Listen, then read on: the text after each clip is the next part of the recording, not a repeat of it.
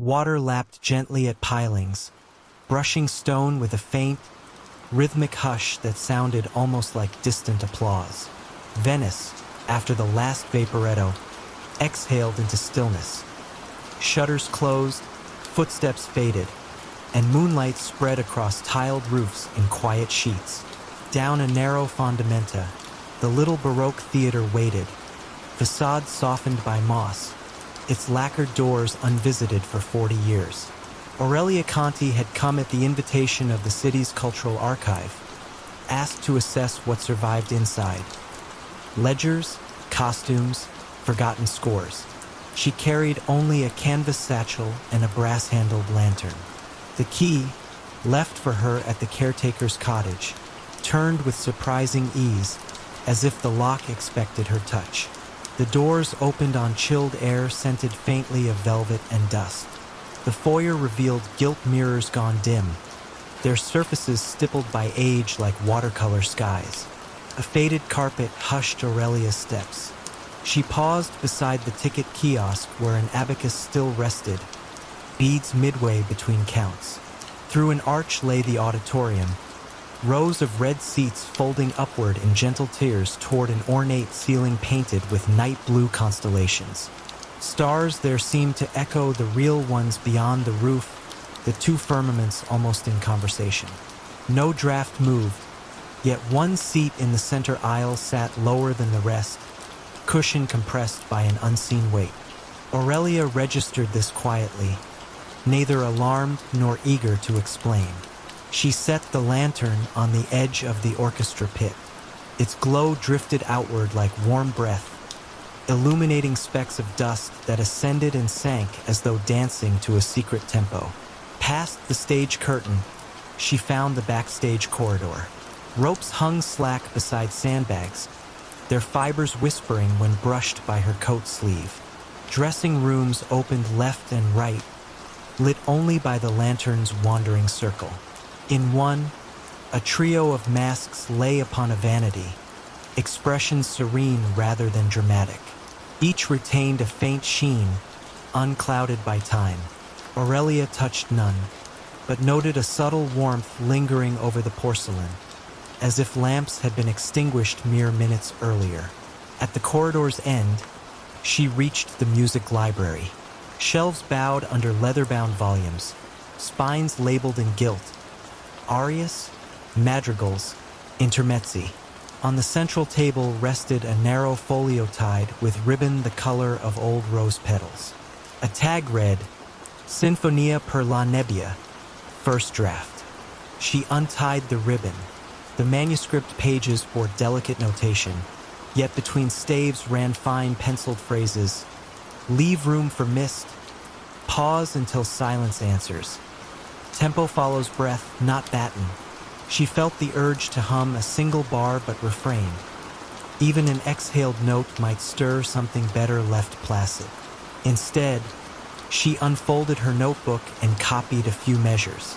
The ink from her pen seemed almost to welcome the company of those older marks, aligning themselves gently on the page. Somewhere above, a faint rustle drifted down, wood rubbing against wood, perhaps a shutter shifting. Aurelia listened. The sound stopped, replaced by a softer murmur. A roll of pages turning in the empty auditorium, deliberate yet unhurried. She pictured the lone seat half-folded, now settling farther, as though its hidden occupant adjusted posture to follow her progress backstage. Returning to the auditorium, she held the lantern waist-high. The seat now stood upright, cushion undisturbed. Nothing else had moved, yet in the orchestra pit a conductor's baton rested across the music stand, parallel to the edge, gleaming faintly. It had not been there earlier. Aurelia approached, her calm intact, and noticed a slip of parchment beneath the baton's tip. 3 words, in graceful script, "Attend the hush." She obeyed without thinking, extinguishing the lantern. Darkness enfolded her, velvet soft. At first she heard only the breathing of the building. Wooden beams settling, water beyond the walls sipping at foundations. Then, from somewhere uncertain, perhaps the balcony, perhaps the imagined rafters above the false stars, issued a single chord, whispered rather than played, like the echo of a distant cello warming its strings. The tone lingered, trembling at the edge of hearing, before fading into a silence deeper than the one preceding it. She waited, heart steady, until a second chord answered, lower, slower, an amiable exchange, unresolved yet tender. The pause that followed stretched long enough to feel like a held breath spanning centuries. In that hollow, a curious peace settled over her shoulders, as though the theater recognized in her a respectful listener. When the third chord came, soft, barely tangible, it drifted outward, dissolved, and did not return. The hush that followed felt complete, needing nothing more. Aurelia relit the lantern. The baton lay precisely where she had found it. The parchment was gone. She completed her survey without haste, recording temperatures, photographing set pieces left inside wings like motionless actors waiting for a cue that would never arrive. The manuscript she returned to its ribbon and shelf. Before leaving, she took one final look at the auditorium. The ceiling's painted constellations seemed brighter now, a gentle glow emanating from their faded pigments, guiding her gaze along imagined currents of night. Outside, the canal touched stone with its patient rhythm. Aurelia locked the doors, pocketed the key, and began along the narrow path toward the caretaker's cottage. Behind her, the theater's facade melted once more into shadow, its secrets folded neatly between silence and remembrance. At the crossing bridge, she paused. A breeze carried a faint vibration across the water, an echo of those whispered chords, then let it dissipate into the moonlit mist. She smiled, knowing the music would return for the next listener willing to attend the hush. Sleep beckoned gently, promising that whatever mysteries lingered on that small stage would keep their own immaculate time, serenading empty velvet rows with chords delicate enough to drift through dreams without waking them. The museum's night watchman had been making his rounds for 30 years, though he had been dead for 15 of them. Detective Lisa Morgan discovered this impossibility while investigating a series of minor thefts at the Riverside Museum of Natural History. The stolen items were curious in their insignificance: a Victorian microscope missing a lens, a collection of pressed flowers with half the specimens removed, fragments of pottery from an otherwise intact display. The thefts occurred despite the museum's sophisticated security system and the presence of Walter Kowalski, the night watchman who had guarded the building since 1978. Walter was a fixture at the museum, a quiet man in his 70s who took pride in knowing every exhibit, every artifact, every shadow cast by the building's skylights on moonlit nights. Lisa first met Walter during her initial visit to the museum. She found him in the paleontology wing at 3 in the morning, making his methodical rounds with a small flashlight and a clipboard where he noted the time and location of each security check. "Terrible business. These thefts," Walter said, his voice carrying the slight accent of someone who had emigrated from Eastern Europe decades earlier. "In all my years here, we've never had troubles like this." Walter appeared to be exactly what the museum director had described: a dedicated employee who treated the building and its contents as if they were his own family heirlooms. He moved through the galleries with the careful familiarity of long practice, checking locks, adjusting thermostats, ensuring that the precious collections remained safe through the vulnerable hours of darkness. "How long have you been working here, Walter?"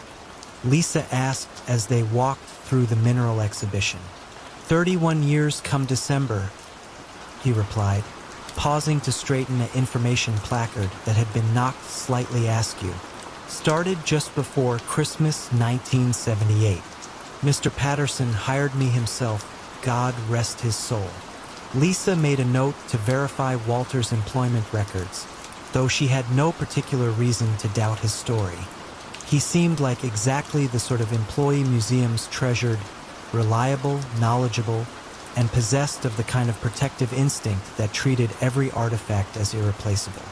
The thefts continued despite increased patrols and additional security cameras. What puzzled Lisa most was the complete absence of the thieves on any surveillance footage. The cameras showed Walter making his regular rounds, but never captured any unauthorized presence in the building. More strangely, Walter himself never appeared on the newer digital security cameras, though he was clearly visible to Lisa and other museum staff members. The older analog system recorded him without problem, but any camera installed after 2008 showed only empty corridors during the hours when Walter claimed to be patrolling. Lisa began to investigate Walter's background more thoroughly. The employment records at the museum confirmed his hire date and showed consistent performance reviews over 3 decades. But when she contacted the Social Security Administration, she discovered that Walter Kowalski had died in 2008, the same year the museum had upgraded its security system. According to the death certificate, Walter had suffered a heart attack while on duty, found the next morning in the museum's Egyptian collection where he had collapsed during his final rounds. When Lisa returned to the museum that night, she found Walter in his usual place, beginning his methodical patrol of the galleries. He greeted her with the same courteous professionalism he had shown during their previous encounters. "Walter," she said carefully, "I need to ask you about your employment status here." He paused in his examination of a display case lock, looking at her with mild curiosity. "My employment status? I'm not sure what you mean, detective. When did you last speak with the museum director about your job?" Walter considered this question with the same careful attention he gave to his security checks. "Well, I don't see Mr. Patterson much anymore. The new director, Ms. Chun, she works during the day. We pass each other sometimes when I'm finishing my shift." Lisa realized that Walter genuinely believed he was still employed, still making his necessary rounds. Death had not interrupted his sense of duty or his deep connection to the museum's collections. The thefts, Walter. Do you have any theories about who might be taking things? Walter's expression grew troubled. That's what puzzles me most. I know every inch of this building, every sound it makes at night. I would notice if someone was moving through the galleries who shouldn't be here. Lisa began to understand that the thefts might be connected not to an outside intruder, but to Walter himself. Perhaps his protective instincts had evolved into something more complex, driving him to relocate items he felt were particularly vulnerable or precious. She started tracking the stolen objects more carefully and discovered a pattern. Each missing item had been scheduled for transfer to storage or loan to other institutions. The Victorian microscope was being decommissioned due to damage. The pressed flowers were being removed from display for conservation work. The pottery fragments belonged to a collection that was being reorganized. Lisa found the missing artifacts in Walter's security office, carefully arranged in a cabinet that appeared only during the night hours. Each object was labeled with a note explaining why it needed protection, too fragile for storage, should not be separated from collection. Mr. Patterson would want this displayed. "Walter," Lisa said gently when she discovered his secret preservation project, "these items need to be returned. The museum staff knows how to care for them properly." Walter looked at the cabinet with obvious distress. "But they're changing everything, detective. Moving pieces, storing things away. This museum is losing its soul." Lisa spent the rest of that night talking with Walter about the nature of museums, how they must evolve to continue serving their mission of education and preservation. She helped him understand that change could coexist with respect for the past, that proper conservation sometimes required difficult decisions. Lisa never saw Walter again, though the museum staff reported that the night shift felt different afterward, less watched somehow, but also less protected. The thefts stopped completely, and the building settled into a new rhythm of security that relied entirely on electronic systems and human guards who cast shadows on the cameras that recorded them. Sometimes, on particularly quiet nights, the current security staff reported hearing footsteps in empty corridors and the soft click of a flashlight being turned on and off. But these sounds carried no menace, only the echo of eternal vigilance keeping watch over treasures that deserved protection, whether the guardian walked among the living or had moved beyond such distinctions. The antique map showed streets that had never been built and a river that had changed its course 50 years too soon. Professor Julia Brennan found the map in a collection donated to the University of Vermont's Geography Department. It was beautifully drawn on heavy parchment, depicting the town of Millbrook, Vermont, in exquisite detail. The cartographer's signature in the lower right corner read, M. Thorne, 1952. What puzzled Julia was the map's impossible accuracy about things that hadn't yet happened. It showed the bypass highway that wasn't built until 1967. It depicted the shopping center constructed in the 1980s.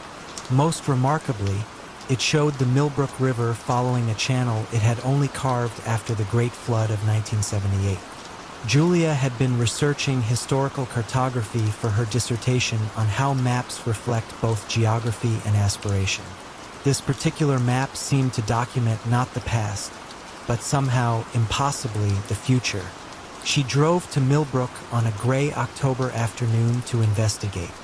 The town sat nestled in a valley between gentle hills, its main street lined with maple trees that had turned brilliant shades of gold and crimson. It was exactly as depicted on the mysterious map, down to the smallest details. At the Millbrook Historical Society, Julia met Mrs. Eleanor Whitman, a woman in her 70s whose family had lived in the area for generations. M.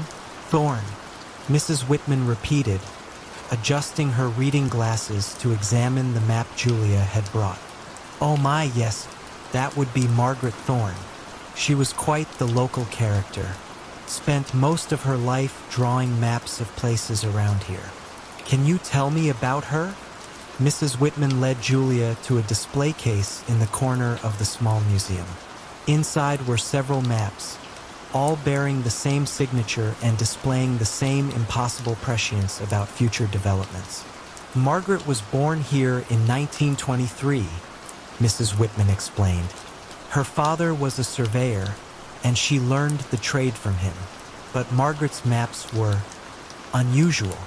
She would spend weeks walking every inch of the area she was documenting. People said she could sense things about the land that others couldn't see. Julia examined the maps in the display case. Each one showed a different area of Vermont, and each contained details that shouldn't have existed when it was drawn. A map dated 1954 showed ski trails that weren't cut until the 1960s. Another from 1948 depicted a lake that was created by a dam built in the 1950s. Did anyone ever ask her how she knew these things would be built? Mrs. Whitman smiled, the expression carrying decades of fond memory. Oh, people asked. Margaret would just say she drew what the land wanted to become. She claimed she could see the potential in every hill and valley, every bend in the river. Is she still alive? Margaret passed away in 1985, but she left quite a collection of maps. Her daughter Caroline inherited them all. Julia felt a flutter of excitement. Does Caroline still live in the area? She does indeed. Lives in her mother's old house up on Birch Hill Road. Though I should warn you, Caroline is, well, she's continued her mother's work in her own way. The drive to Birch Hill took Julia through countryside that seemed suspended in eternal autumn. The leaves had reached that perfect moment of color that comes just before they begin to fall. Margaret Thorne's house sat at the end of a gravel driveway, a Victorian cottage surrounded by gardens that looked as carefully planned as any map. Caroline Thorne was a woman in her 50s with her mother's keen eyes and careful manner. She invited Julia in for tea and listened to her questions with the patient attention of someone accustomed to inquiries about her family's unusual legacy. "People have always been curious about Mother's maps," Caroline said, serving tea from a delicate china service. "Cartographers, historians, land developers who wanted to know how she predicted where roads would be built." "And what did you tell them?" Caroline moved to a large oak cabinet and withdrew a leather portfolio. "I told them the same thing Mother told me. She didn't predict the future. She read the landscape." Caroline opened the portfolio to reveal dozens of maps, each one a masterpiece of detail and impossible foresight. Julia saw town squares that existed only as vacant lots when the maps were drawn, bridges that spanned rivers at precisely the points where they would eventually be built. "Mother taught me that land has memory and intention," Caroline explained. "Rivers remember their old channels even after they've been diverted. Hills remember the paths that people and animals naturally want to take. If you know how to look, you can see where things want to be built." Caroline pulled out a map that was clearly recent, drawn in the same careful style as her mother's work but showing contemporary Millbrook with additions that didn't yet exist. "I've continued the tradition," she said simply. "This map shows Millbrook as it will be in 10 years. The town council doesn't know it yet, but they'll want to build a new library right here." She pointed to a carefully drawn building on a lot that currently stood empty. Julia studied the map with fascination and growing unease. "How can you know that?" "The same way Mother knew. I walk the land. I listen to what it tells me. Every place has a destiny, Professor Brennan. Some people build against that destiny and struggle. Others learn to work with it and find that their projects succeed beyond their wildest hopes." Caroline returned the maps to their portfolio with careful reverence. "Mother always said that the best maps don't just show where things are. They show where things belong." As Julia drove back to Burlington that evening, she found herself looking at the landscape with new eyes. She noticed the way valleys seemed to channel traffic toward natural crossing points. She observed how hilltops invited the placement of houses and how rivers carved paths that seemed to anticipate the bridges that would eventually span them. When she returned to her research, Julia approached her dissertation with a different perspective. She began to write about maps not as static documents of what exists, but as conversations between human intention and the subtle preferences of the land itself. And sometimes, late at night when she was working on her research, Julia would think about Margaret and Caroline Thorne walking the hills and valleys of Vermont, reading the landscape like a book written in a language only they could understand, drawing maps that showed not what was, but what was always meant to be. A thin ribbon of mist curled above the pond, a silent sundial marking the slow drift of dawn. Stillwater Glen was the sort of New Hampshire village that hid almost on purpose, cradled by white pines and granite ledges, its 3 clapboard houses mirrored in water smooth enough to hold secrets.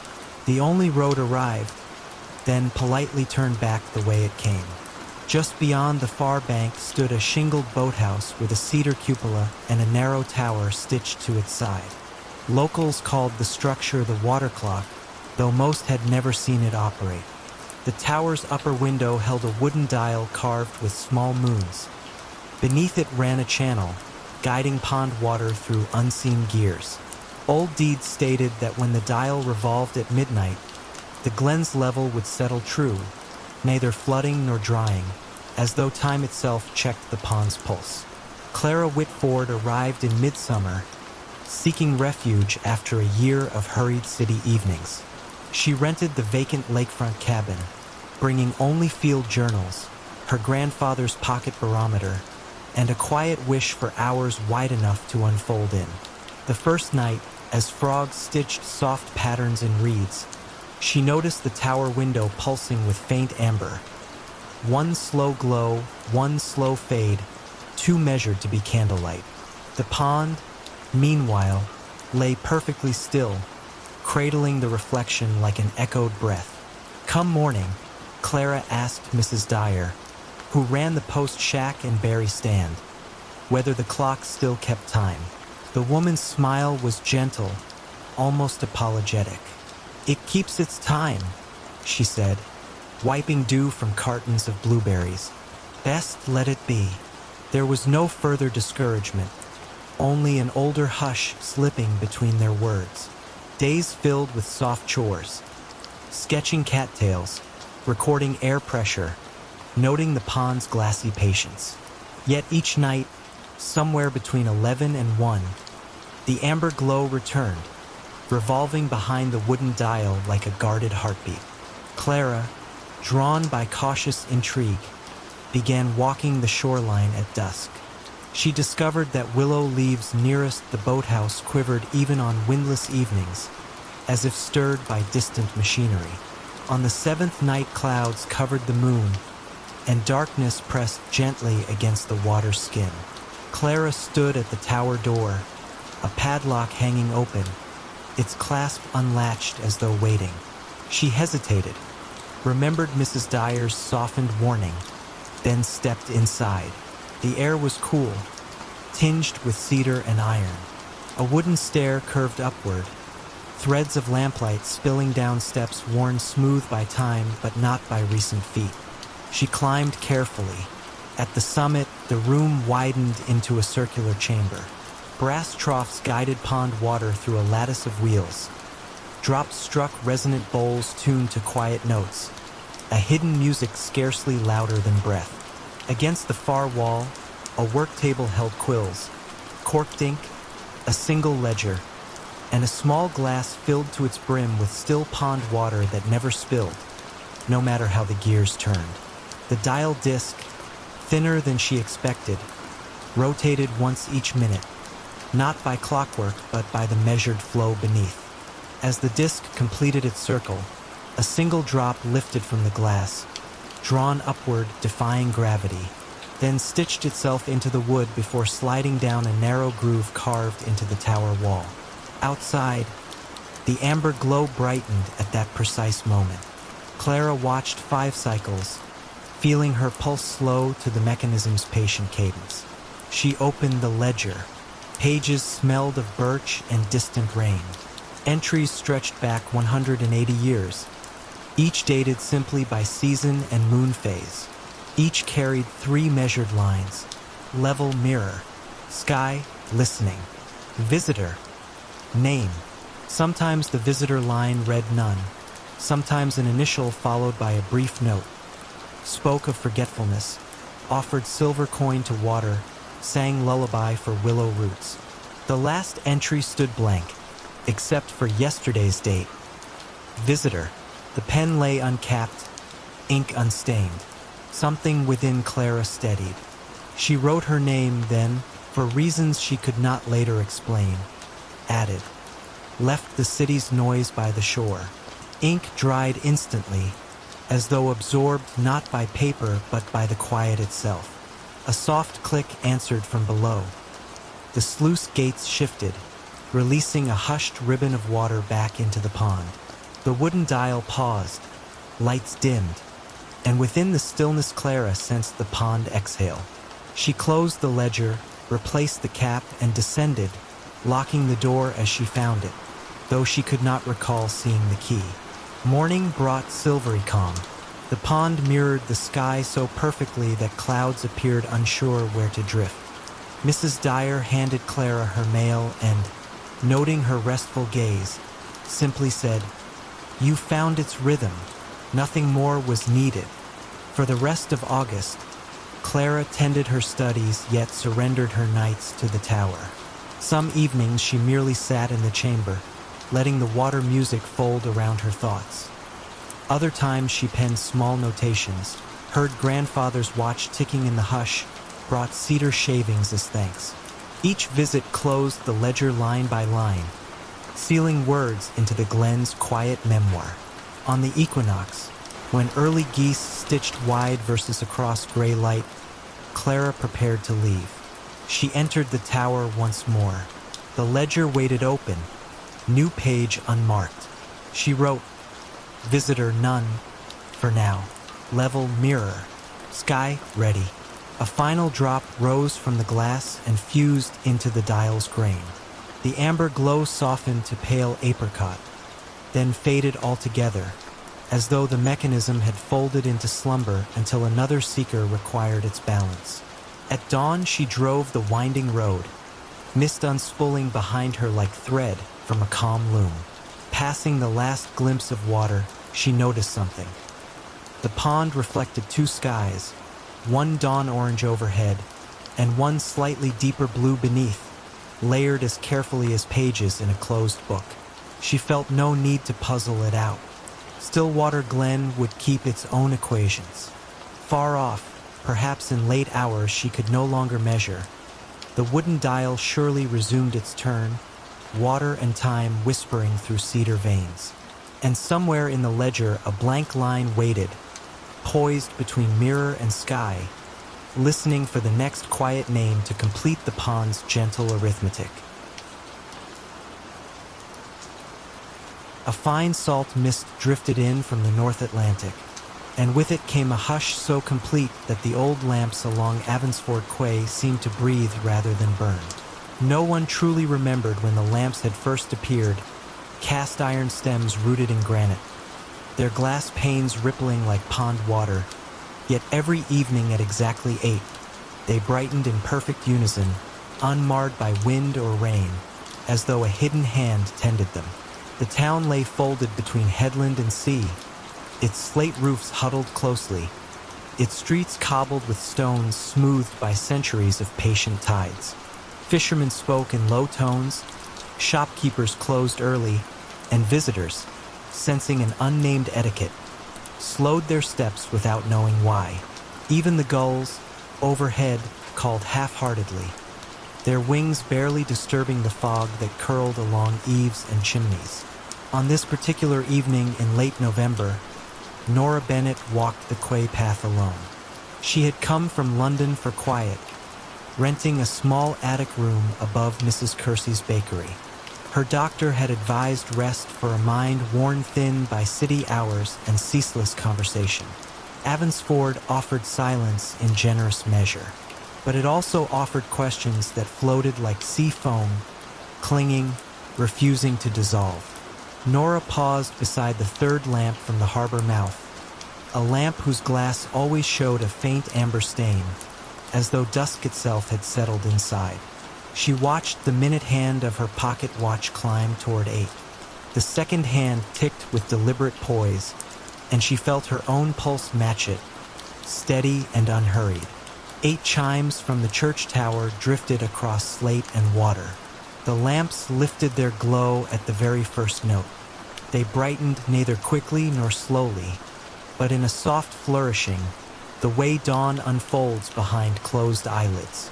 Nora looked for movement, perhaps the tilt of a ladder or the sweep of a wick trimmer, but there was nothing, just the lamps, awake once more. Local legend spoke of a lamplighter named Elias Reed, a quiet man who, long ago, had walked the quay with a pole and lantern each twilight. After 40 years of service, he had vanished on a winter's night, leaving his pole beside the harbor steps and his lantern dark. The lamps, townsfolk claimed, had kindled themselves ever since, following some covenant of loyalty.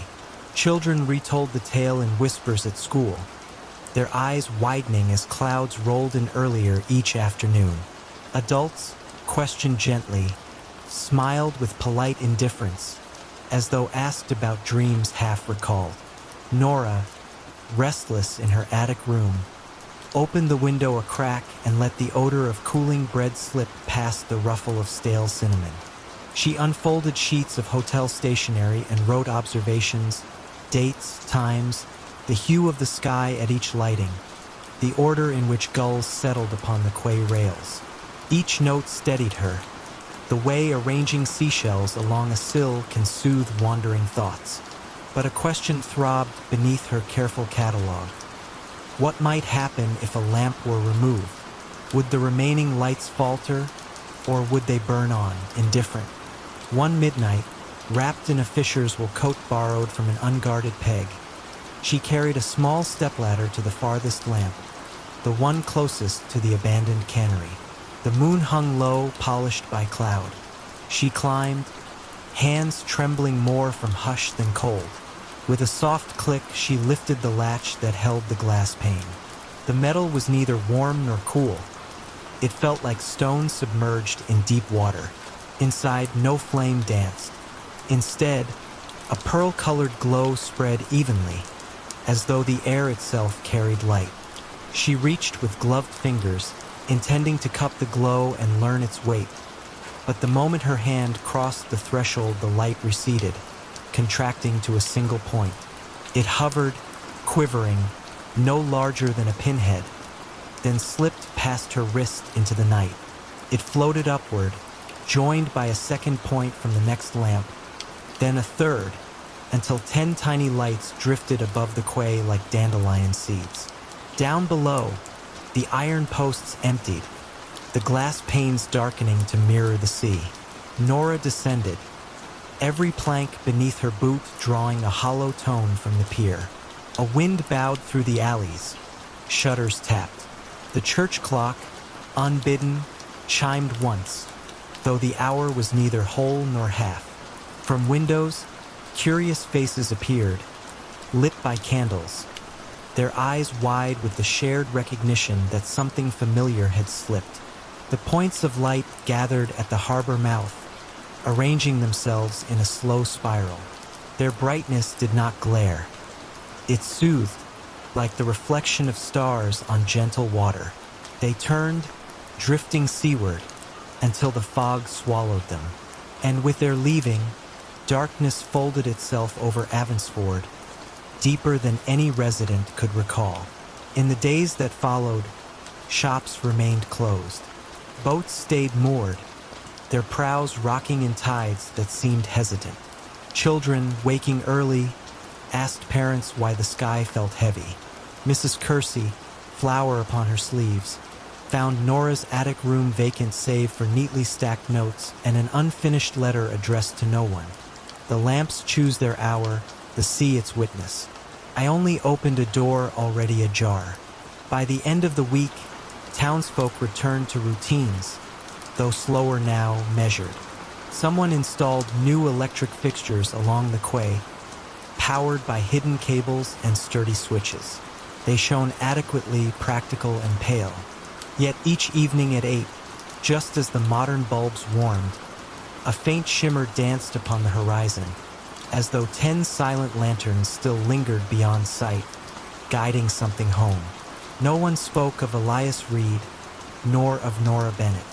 Yet a gentle reluctance filled every twilight, a pause in conversation, a collective breath held between waves and stone. The quay remained solid as ever, but the air around it felt thinner, expectant. And in that expectant hush, the town of Avansford discovered a new kind of quiet, one layered with the memory of lamplight, drifting somewhere out at sea, promising return yet offering only the calm ache of wondering. Mist drifted through the firs in languid skeins, softening every branch and hush-worn path that wound toward the old courthouse on the ridge. Once a fashionable spa, the stone villa now stood empty, shutters drawn like sleeping eyelids, its mineral springs long cooled. Tonight the air tasted faintly of pine resin and distant thunder, though no storm threatened. A single lantern bobbed along the track, carried by Matthias Engel, a translator sent to examine trunks of correspondence left behind by the last proprietor. His coat gathered droplets of mist as he climbed, yet the quiet held him lightly, as if the forest itself wished him gentle passage. At the wrought iron gate the hinges sighed, then accepted his push without protest. Ivy shivered across the rails, releasing the scent of damp earth. Inside the courtyard, gravel crunched underfoot in a rhythm that matched the faraway clock. For steps, a pause, another 4. Windows above showed neither candle nor reflection, yet Matthias imagined someone observing, not with eyes, but with the slow, patient awareness of a place remembering its purpose. He placed his lantern on the veranda rail, withdrew the brass key entrusted to him, and unlocked the oak doors. The entrance hall greeted him with cool mineral air, like the echo of bygone baths. Long mirrors lined the walls, their silvering clouded to soft pewter. Between them hung pastel murals depicting mountain springs, each scene framed by curling acanthus leaves. Colors, though faded, still carried a quiet glow. On the mosaic floor, a map of the region spread underfoot, its river tiles glinting whenever the lantern swung. Matthias paused, letting the Kelbach stream at his bootside glimmer blue for a heartbeat before continuing toward the writing room indicated on his instructions. The room waited at the far end of a corridor, door ajar. Shelves embraced 3 walls. On the 4th, tall windows overlooked the valley, panes fogged by the night mist. A mahogany desk, polished to a muted sheen, held a single oil lamp already lit. Matthias frowned gently. No caretaker was scheduled for another day, but he felt no alarm. The flame wavered once, then steadied, bright enough to read without harshness. Beside the lamp rested a wooden crate filled with letters, each envelope edged in pale green. The topmost bore no address, only a wax seal impressed with a tiny water droplet. He opened it with careful fingers. Inside lay a folded sheet and 3 words in delicate script. Wait for silence. Nothing more. He set the note aside, removed his notebook, and began cataloging dates and handwritings. French, Hungarian, occasionally archaic German, each mentioning the listening spring in passing, as though all correspondence took the phrase for granted. Outside, the village clock chimed again, 9:30. Its tone softened by distance and woodlands. As the last vibration faded, something within the villa answered. A faint gurgle, like water shifting through hidden pipes. The sound traveled under the floorboards, paused beneath the writing room, then hushed. Matthias inclined his head, recognizing a pattern akin to breath. Inhale, hold, exhale. He remembered the note's instruction and set his pen down. He closed his eyes. The villa's hush deepened, settling around him like wool. Somewhere in that woven quiet he discerned a whisper, too low for words, but shaped like language nonetheless. It moved through the shelves, brushed the lamp glass, glided along the ceiling moldings, then found rest at the desk's edge. When he opened his eyes, a fresh envelope lay atop the crate. Wax still gleamed liquid. He opened it. This time, the paper held a short passage in fluid French. Consult the map beneath the mirror when the spring speaks twice. Beneath the text, someone had drawn a simple symbol, a circle split by a wavy line. Matthias turned the page. The reverse was blank but faintly damp, as though dipped in cool water seconds before. He slipped the note into his pocket. The hallway mirrors awaited, surfaces smudged by decades. He approached the largest, lantern lifted.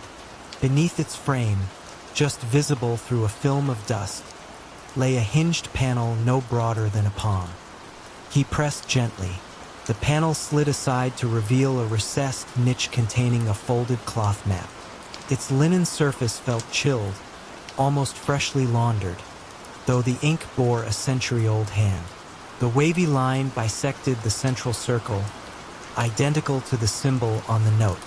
At its center, a dot glowed faintly, phosphorescent paint, still alive after so long. As Matthias studied the mark, the water gurgle returned, 2 gentle surges rising from the floorboards as if the house were clearing its throat. He pictured subterranean channels, springs still pulsing beneath stone and tile, keeping faith with their origins. According to the map, a staircase at corridor's end led downward to a small pool once reserved for hydrotherapy. Lantern held steady, he followed. The stairs descended in even spirals, walls cool and damp. At the bottom, a vaulted chamber opened, lit by neither lamp nor window. yet possessing a tender glow from mineral veins within the stone.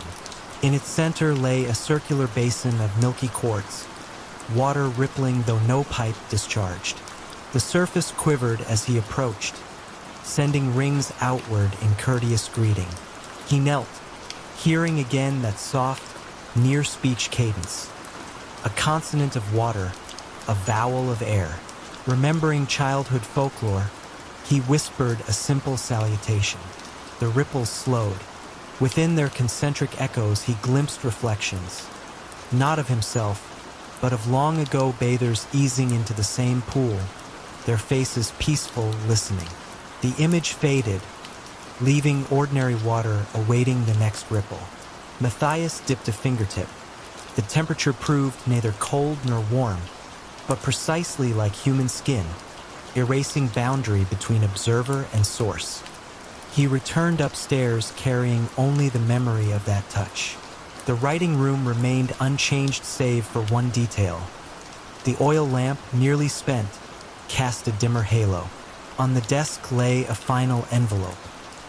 He opened it to find a line in English this time, printed rather than written. Catalog complete when the listener is heard. Beneath, a drop of quartz dust glimmered, echo of the basin below. Matthias packed the letters carefully, noting their order, then extinguished the lamp. As darkness settled, the villa sighed, satisfied. He stepped onto the veranda.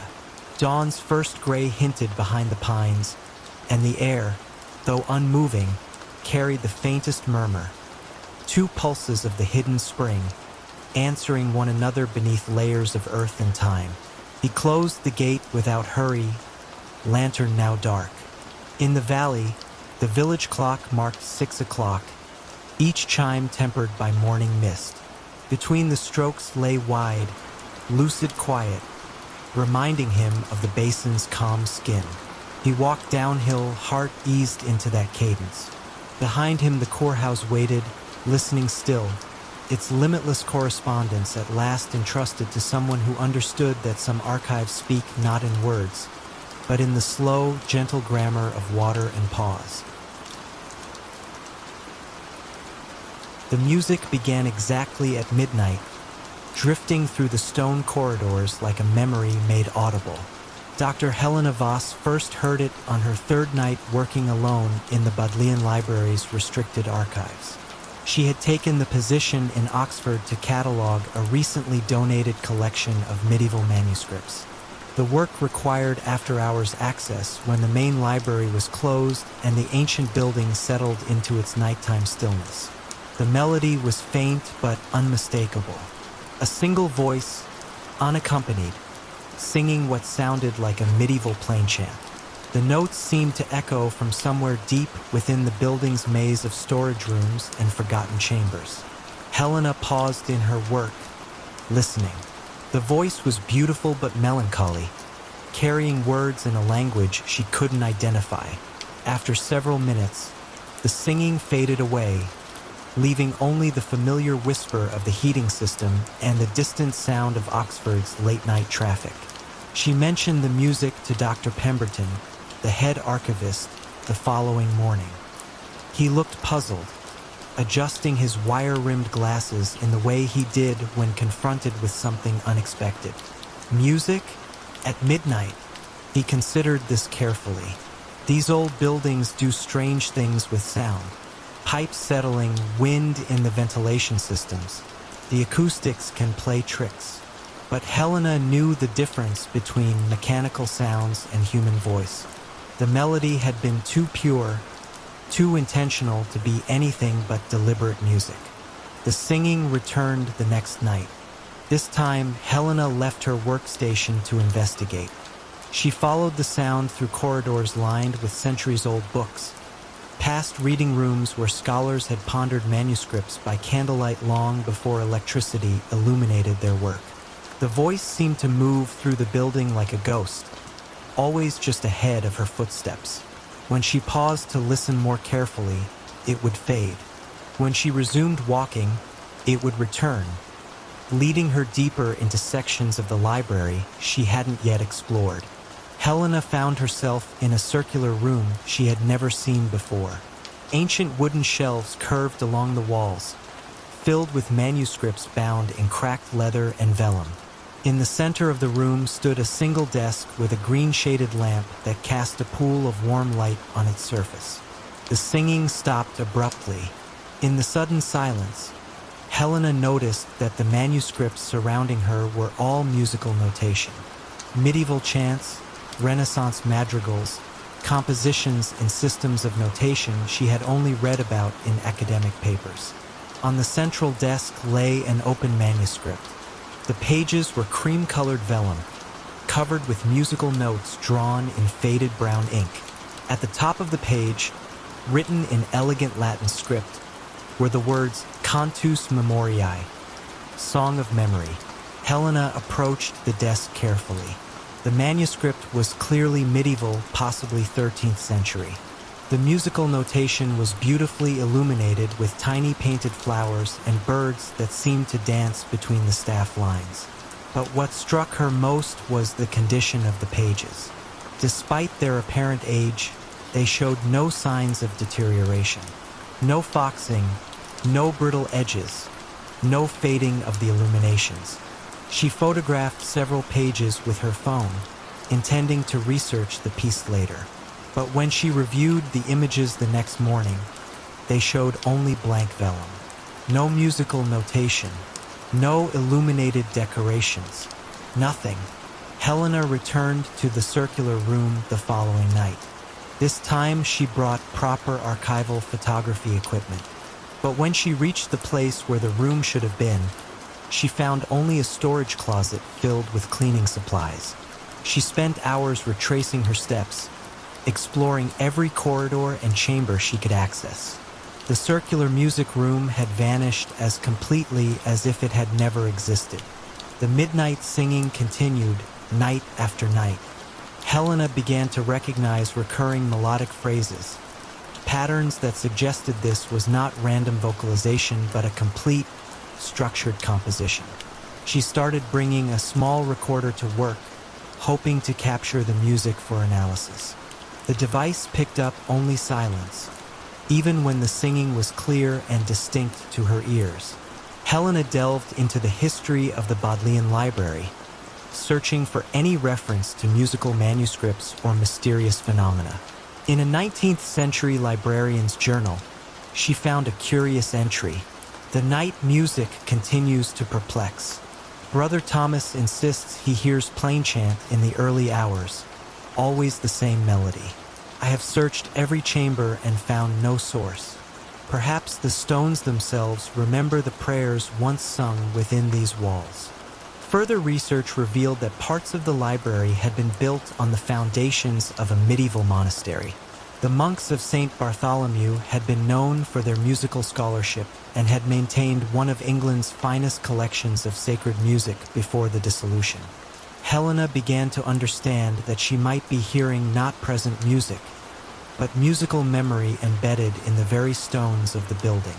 The voice that sang each midnight belonged to no living person, but to the accumulated echo of centuries of devotional song. On her final night in the archives, Helena completed her cataloging work early and sat quietly in the main reading room, waiting for midnight. When the familiar voice began its nightly song, she didn't try to follow it or record it. Instead, she simply listened. The melody was heartbreaking in its beauty, carrying within its notes all the longing and faith of voices long silenced. It spoke of dedication to something larger than individual existence, of the human need to create beauty even in isolation, of the way music could bridge the gap between the living and the dead. As the song faded with the approach of dawn, Helena whispered a quiet "thank you" to the darkness. Some gifts, she had learned, were meant to be received rather than captured. Some mysteries were more beautiful when left unsolved. The music stopped after that night. But sometimes, when Helena worked late in other libraries and archives around the world, she would pause in her cataloging and listen carefully to the silence. And occasionally, very occasionally, she would catch the faintest echo of that midnight voice, singing its eternal song of memory through the patient stones of ancient buildings. In the narrow streets of Prague's old town, there lived a clockmaker who cast no shadow at noon. Anna Kozlova first noticed this peculiarity on a bright September morning. She was walking to her job at the municipal library when she saw the old man standing outside his shop. The cobblestones were dappled with shadows from the medieval buildings that leaned toward each other like old friends sharing secrets. But where the clockmaker stood, there was only empty sunlight. The shop itself was unremarkable. Tucked between a bakery and a bookbinder, its narrow window displayed pocket watches and mantel clocks that seemed frozen in different moments. Some showed morning hours, others evening. A few had stopped entirely, their hands resting at angles that suggested they had simply grown tired. Anna had lived in Prague all her life, but she had never noticed the clockmaker before. This seemed impossible. His shop sat on a street she walked every day. The sign above the door, painted in faded gold letters, read Hodny Kasu, Clocks of Time. The lettering looked decades old. She began observing the clockmaker during her lunch breaks. His name, according to the brass nameplate beside his door, was František Novak. He appeared to be in his 70s, with silver hair combed neatly back and hands that moved with the precise delicacy of his trade. He wore the same gray wool vest every day and worked at a bench visible through the shop window. František's customers were few but regular. Anna recognized some of them, the widow from Wenceslas Square who brought him a carriage clock every month, the professor from Charles University who carried pocket watches in various states of repair. They would enter his shop and emerge exactly 1 hour later, regardless of how much work their timepieces required. The mystery of the missing shadow might have remained Anna's private curiosity, except for the morning she saw František's reflection in the bakery window. Or rather, she saw what should have been his reflection. The glass showed only the interior of his shop, as if he were made of air. That evening, Anna stayed late at the library. She researched František Novak in the city records. According to the documents, a clockmaker by that name had operated a shop at that address since 1892. The photograph in the oldest file showed a man who looked exactly like the František she saw every day. Not older, not younger, identical. The next morning, Anna gathered her courage and entered the clockmaker's shop. A small bell chimed as she pushed open the door, and she found herself surrounded by the gentle ticking of dozens of timepieces. The sound was oddly comforting, like a mechanical lullaby. František looked up from his workbench. His eyes were the pale blue of winter sky, and when he smiled, his face creased in patterns that spoke of countless years of concentration. "How may I help you, miss?" His voice carried a slight accent that Anna couldn't place. Check, but from another era. Anna had prepared several excuses for her visit, but standing in the warm light of his shop, she found herself speaking honestly. "I've been watching you work," she said. "You're very skilled." František nodded, returning his attention to the pocket watch in his hands. Its internal mechanisms gleamed like tiny golden flowers. "Time is a delicate thing," he said. "It requires careful tending." Anna wandered the shop, examining the clocks on every surface. Some were clearly antiques, others appeared newly made but in vintage styles. All of them kept different time. "Don't you find it confusing?" she asked. "All these different hours?" František set down his tools and looked at her with those pale eyes. "Time isn't singular, miss. It flows like water pooling in different places. Some moments last forever. Others pass before we notice them." He stood and moved to a grandfather clock that stood in the corner. Its pendulum swung in a rhythm that seemed to match Anna's heartbeat. "This one," he said, touching the clock's wooden case with reverence, "keeps the time of a woman's first love, Every second stretches like honey. He moved to another clock, this one small and delicate on a shelf. This counts the minutes of a child's last day with her grandmother. Each tick is precious beyond measure. Anna felt something shift in the shop around them. The ticking seemed to grow more complex, layered, like dozens of hearts beating at once. "And what time do you keep, Mr. Novak?" František returned to his workbench. In the afternoon light streaming through the window, Anna could see through him just slightly, like looking through morning mist. "I keep the time between moments," he said. "The pause between 1 second and the next. It's a very specific time, very necessary, and very lonely." Anna left the shop with more questions than answers. But she returned the next day and the day after. František never seemed surprised to see her. He would smile his gentle smile and continue his work while she browsed among the clocks. Over the weeks, Anna began to understand that František existed in the spaces between things, between shadow and light, between past and present, between the tick and the tock of every clock that measured mortal time. She never asked him directly about his nature. Some mysteries, she realized, were gifts. They were meant to be experienced rather than explained. Instead, she brought him tea in the afternoons. She listened to his stories about the clocks he tended. And sometimes, when the light was just right and the city was quiet, she thought she could see her own shadow stretch toward him across the shop floor, offering the comfort of ordinary time to someone who existed in the eternal pause between moments. Mist drifted through the firs in languid skeins, softening every branch and hush-worn path that wound toward the old courthouse on the ridge. Once a fashionable spa, the stone villa now stood empty, shutters drawn like sleeping eyelids, its mineral springs long cooled. Tonight the air tasted faintly of pine resin and distant thunder, though no storm threatened. A single lantern bobbed along the track, carried by Matthias Engel, a translator sent to examine trunks of correspondence left behind by the last proprietor. His coat gathered droplets of mist as he climbed, yet the quiet held him lightly, as if the forest itself wished him gentle passage.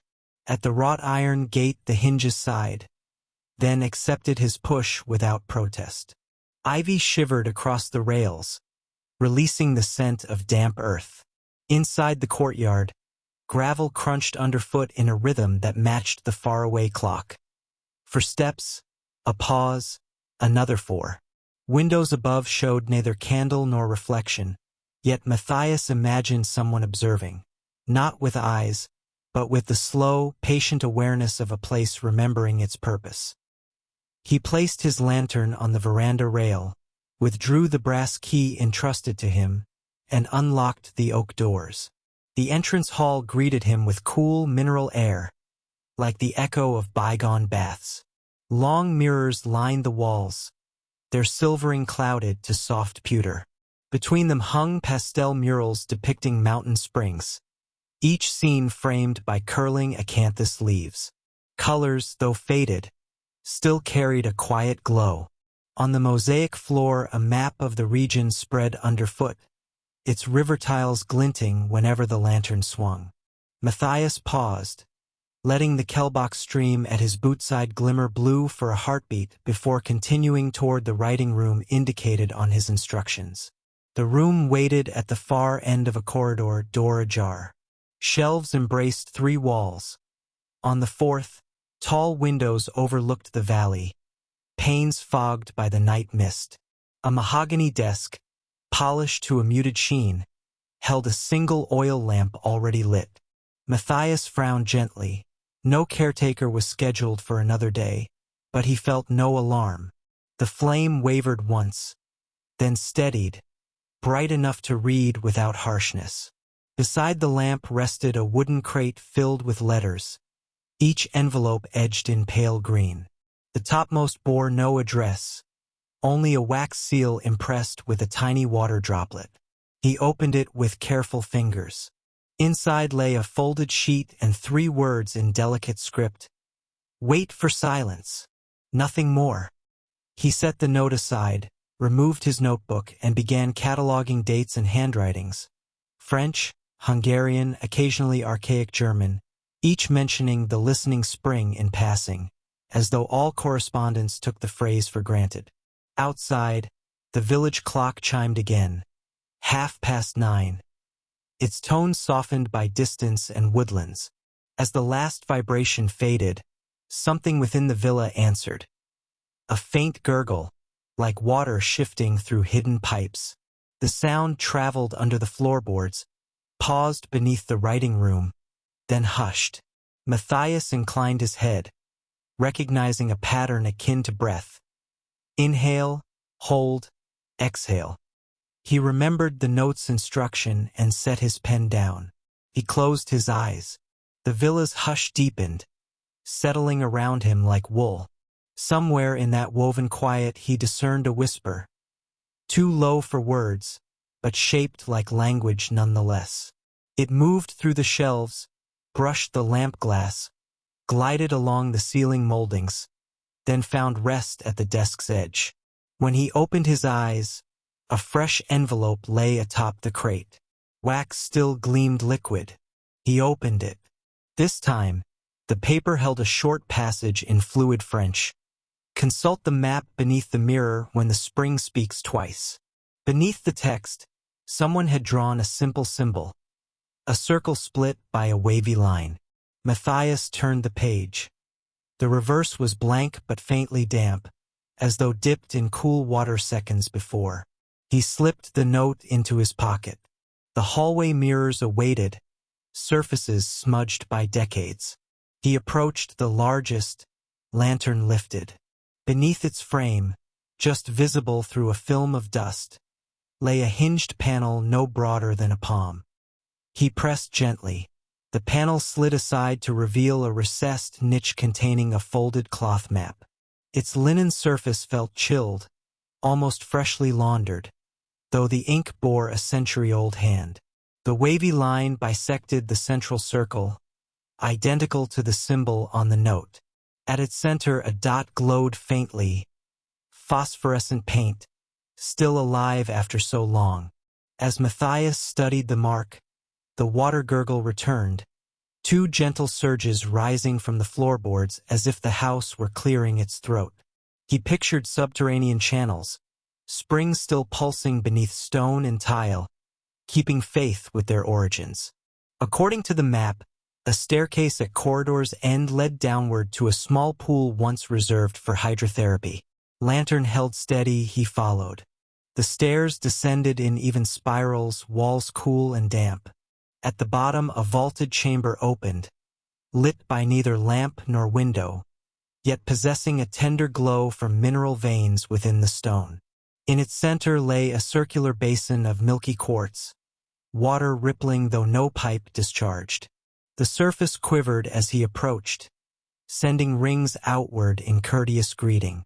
He knelt, hearing again that soft, near-speech cadence. A consonant of water, a vowel of air. Remembering childhood folklore, he whispered a simple salutation. The ripples slowed.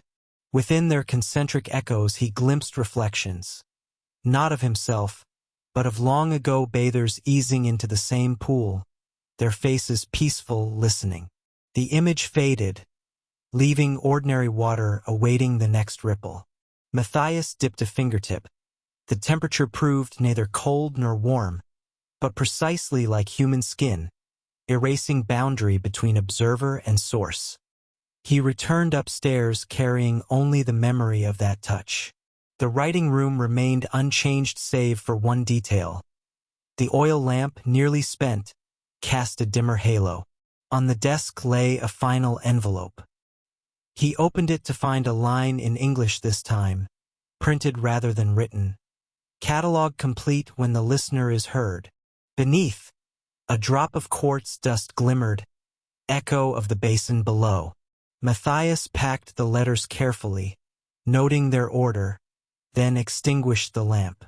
As darkness settled, the villa sighed, satisfied. He stepped onto the veranda. Dawn's first gray hinted behind the pines, and the air, though unmoving, carried the faintest murmur. Two pulses of the hidden spring, answering one another beneath layers of earth and time. He closed the gate without hurry, lantern now dark. In the valley, the village clock marked 6 o'clock, each chime tempered by morning mist. Between the strokes lay wide, lucid quiet, reminding him of the basin's calm skin. He walked downhill, heart eased into that cadence. Behind him the courthouse waited, listening still, its limitless correspondence at last entrusted to someone who understood that some archives speak not in words, but in the slow, gentle grammar of water and pause. Evening air lay cool across the green, touching maple leaves with silver. The town's wooden storefronts, painted in subdued pastels, leaned quietly together, and the ivy-clad steeple of St. Anselm's Church lifted into a sky sprinkled with early autumn stars. Against that hush, the tick from the square's cast-iron clock sounded unhurried, as though each second paused to breathe before moving on. Marjorie Hale arrived by bus just as dusk settled. She stepped down with one suitcase, pausing to absorb the stillness she remembered from childhood holidays. Bellevue, she sensed, had grown even gentler in her years away. She had come now, at the Historical Society's request, to catalog the workshop of the late clockmaker, Silas Brandt, whose little shop overlooked the river and the covered bridge. Rumor held that Brandt's final projects remained intact, though no one had entered since the funeral 2 winters past. Marjorie crossed the green, her shoes brushing early fallen leaves that crackled only faintly.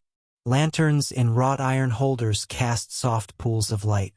The river, unseen beyond the birches, murmured a steady, bedtime note.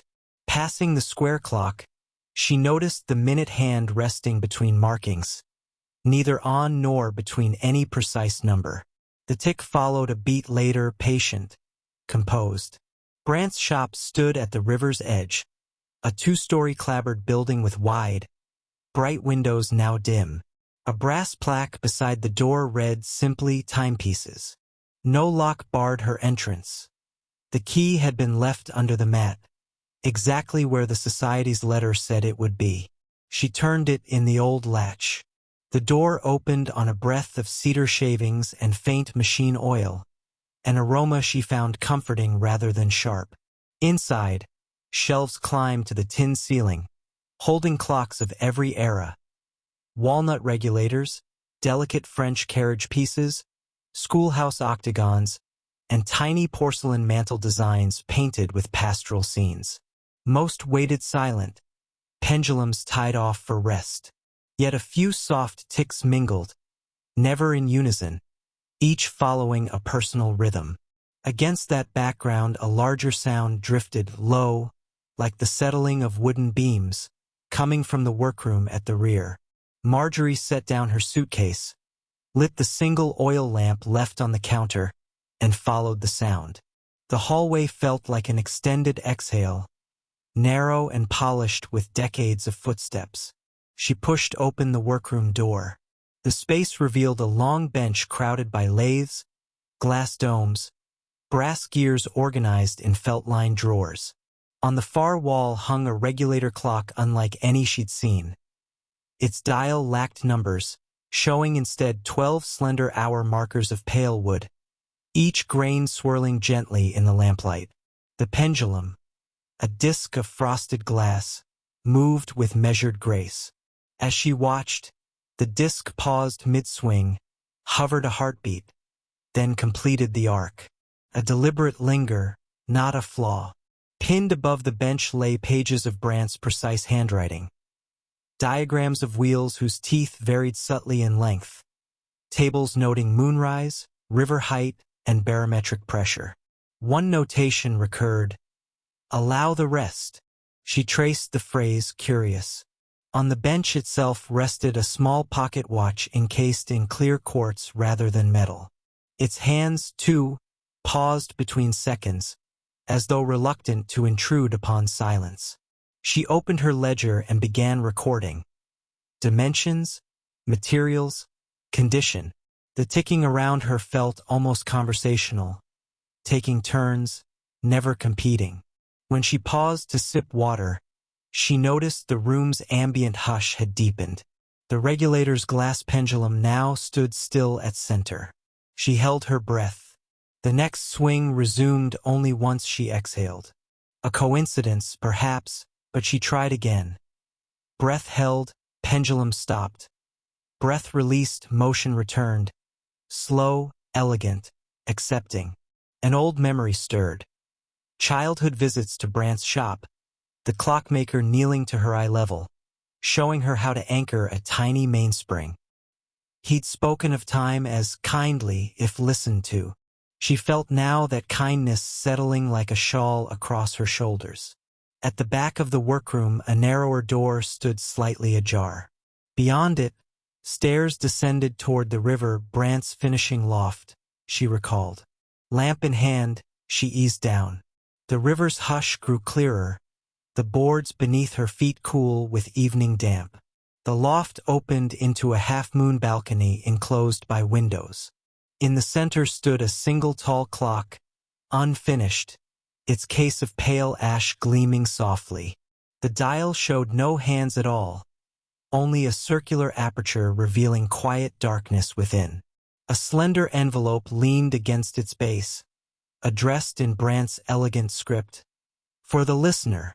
Marjorie broke the seal. Inside lay one sentence. Set no hands. The river will mark. Beneath the words, a pencil sketch depicted a line of water flowing through an open circle, ripples aligning with unseen hours. As she lowered the letter, the river outside sent a faint rush, followed by the delicate creak of the balcony's frame. The clock's aperture brightened slightly, as though water light reflected through glass. She stepped closer but did not touch. Instead, she listened. Past ticking, past with settling, past her own pulse, until she caught a rhythmic drip, drip, drip. The sound matched no leak. It echoed the regulator's earlier tempo, yet gentler, dissolving between notes. She understood then that the unfinished clock measured passage not by gears, but by the hush between river breaths. It required no winding, only presence. The realization soothed more than it surprised her. Brant had always pursued such quiet fidelities. Marjorie returned upstairs and closed her ledger. Rather than detail every mechanism, she wrote a single observation. The clocks here wait with patience. They keep time for those who listen to pauses. She left the regulator undisturbed, pendulum drifting as if rocked by her departing footsteps. Locking the shop, she paused on the porch. Across the water, the covered bridge glimmered faintly. The square clock's chime sounded one soft tone, though midnight was minutes away. The note lingered longer than any bell's metal could sustain, then faded into the river's whisper. She walked toward the inn, suitcase gently bumping her knee, mind unburdened by urgency. Behind her, the shop's windows glowed for a fleeting instant, catching lamplight from within. Then darkness folded back over wood and glass. Bellevue's streets remained empty. Leaves rustled overhead like mild applause. Marjorie felt that somewhere in the crisp air, seconds chose when to reveal themselves, and she was content to follow their lead. Tonight, and perhaps every night thereafter, the clocks would keep their gentle counsel, and the river would mark the hours in its own uncounted way, guiding the town and anyone willing to pause toward a sleep untroubled by exactness. The village of St. Roch lay folded among low Provençal hills, its stone lanes warmed by centuries of sun. Yet tonight a muted coolness drifted in from the fields. Shadows lengthened across shuttered cottages, carrying the faint scent of crushed time. Above the tiled roofs, the abandoned monastère de Trois Sources rose like a pale memory, arches silvered by moon-ready light. Although the monks had departed decades ago, travelers still spoke of quiet footprints and candle glow glimpsed through broken cloisters when evening settled. Émile Durant arrived on foot, coat brushed with road dust, carrying a leather folio and a single fountain pen. The village mayor had written him with polite urgency. Lost hymnals had surfaced in the monastery library, pages fragile as moth wings, and required a careful hand. Émile agreed, drawn by the chance to listen for echoes in forgotten halls. He found lodging above the bakery, where warm bread cooled on wide oak boards. Madame Lavelle offered him lavender tea, then pointed toward the hillside path. "Go before full dark," she murmured. The stones dream more softly then. He started at twilight, feet crunching along a chalky track lit by dusky gold. Crickets kept a measured cadence, leaving ample space between their songs. Midway, a small spring bubbled beside a fig tree, its water clear, its voice subdued, as though reciting prayers. Émile paused, knelt, and touched the surface. The ripples traveled outward in perfect circles, slow, deliberate, like breath before sleep. The monastery gate, wrought iron faded to moss green, stood slightly ajar. A sigh of wind moved through, lifting a dry leaf that spiraled upward, then settled again. Inside, the main courtyard opened wide to the sky. Cloister arches framed pockets of shadow where vines climbed with patient insistence. Marble benches lined the walk, edges worn smooth by silent congregations of time. Somewhere deeper, a single bird called once, a soft note, then fell still. Émile's lantern cast amber ovals along the flagstones. He followed the corridor toward the scriptorium, guided by memory of monastic plans he had studied in dusty archives. Doors hung open on silent hinges, revealing small cells, each furnished only by stone slab beds and the lingering odor of beeswax. He reached the library without misstep. There, tall windows admitted violet twilight, brushing shelves that held fewer volumes than he expected. A long reading table occupied the center, its surface clean but for a stack of loose parchment bound by twine. He set the lantern down, its glow settling like calm water. Untying the stack, he discovered not hymnals but delicately inked maps of underground channels, annotated in Latin and Old Provençal. Margins bore faint music notes, neumes drifting between coordinates. Beneath each map lay a sheet of vellum embossed with 3 words, always the same, sub aqua sonnet. Beneath the water it sounds. Émile traced a fingertip across the phrase, savoring the smoothness. Somewhere nearby, a drop of water fell, quiet and sure, as though agreeing. He looked up. No rain leaked through the tiled roof. Another droplet answered from deeper within the stacks, then another, marking an unhurried tempo. He followed.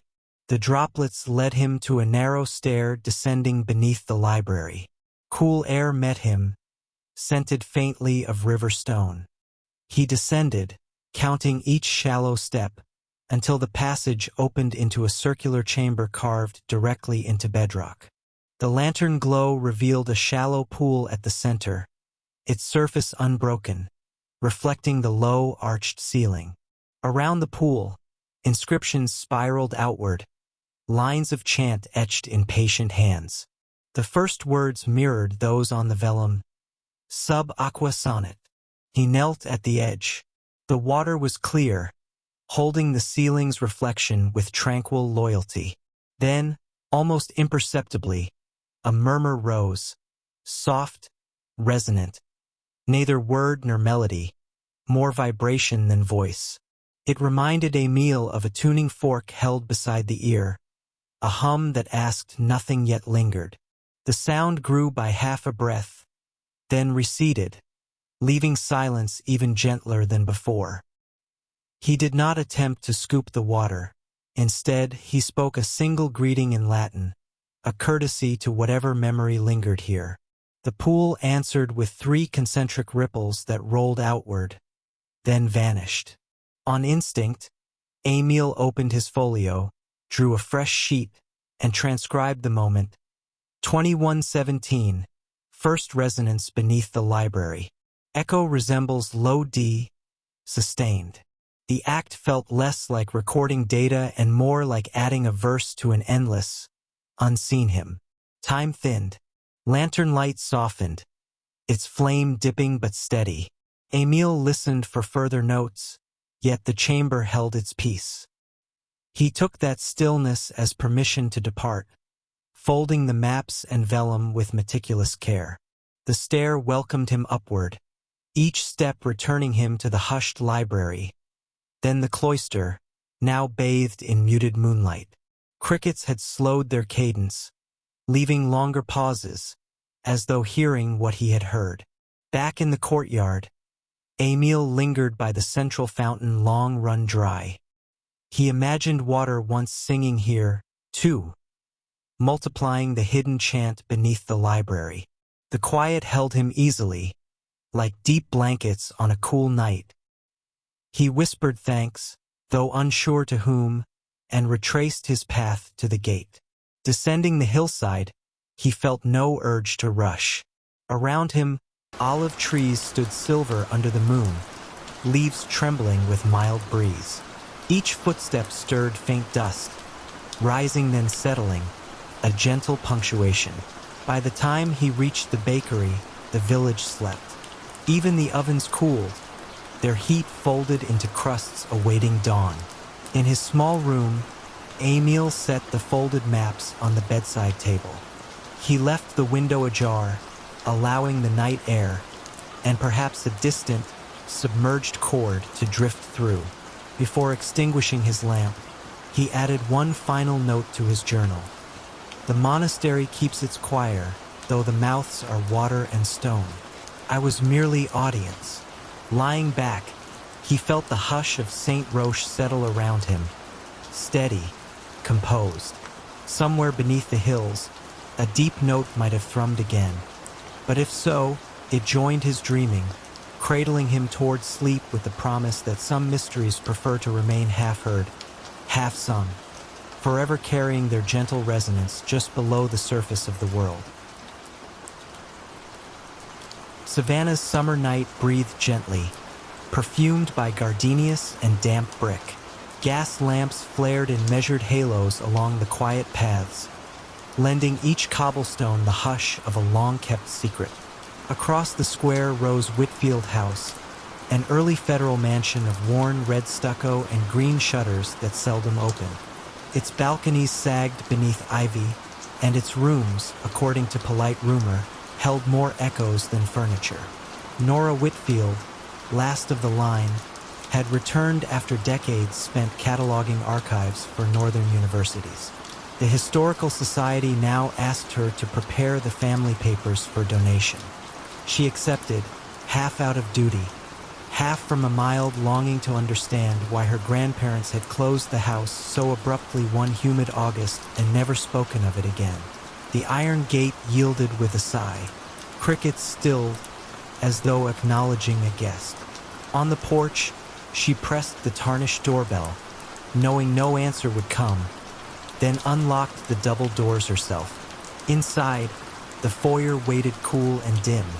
Wallpaper, faded magnolia print, peeled in discreet curls, while a mahogany staircase climbed upward into shadow like a slowed heartbeat. She placed her suitcase beside the hall table and lit a single hurricane lamp she'd brought, its glow floating soft as candle flame. The parlor doors stood ajar. Within, silver-framed mirrors rested face down on sideboards, and a grand piano slept beneath a cotton sheet. A faint metallic ticking drifted from somewhere deeper, unhurried, as though measuring not seconds but sighs. She followed it to the rear library. Shelves reached from pine floorboards to ornate crown molding, their volumes cloaked in a whisper of dust. At the room's center, beneath a skylight veiled by cobwebbed lace, sat an octagonal reading table. Upon it rested the source of the ticking, a slim metronome of jasper and brass, its pendulum swaying with mesmeric grace. Yet no one had set it in years. Its key lay untouched beside it.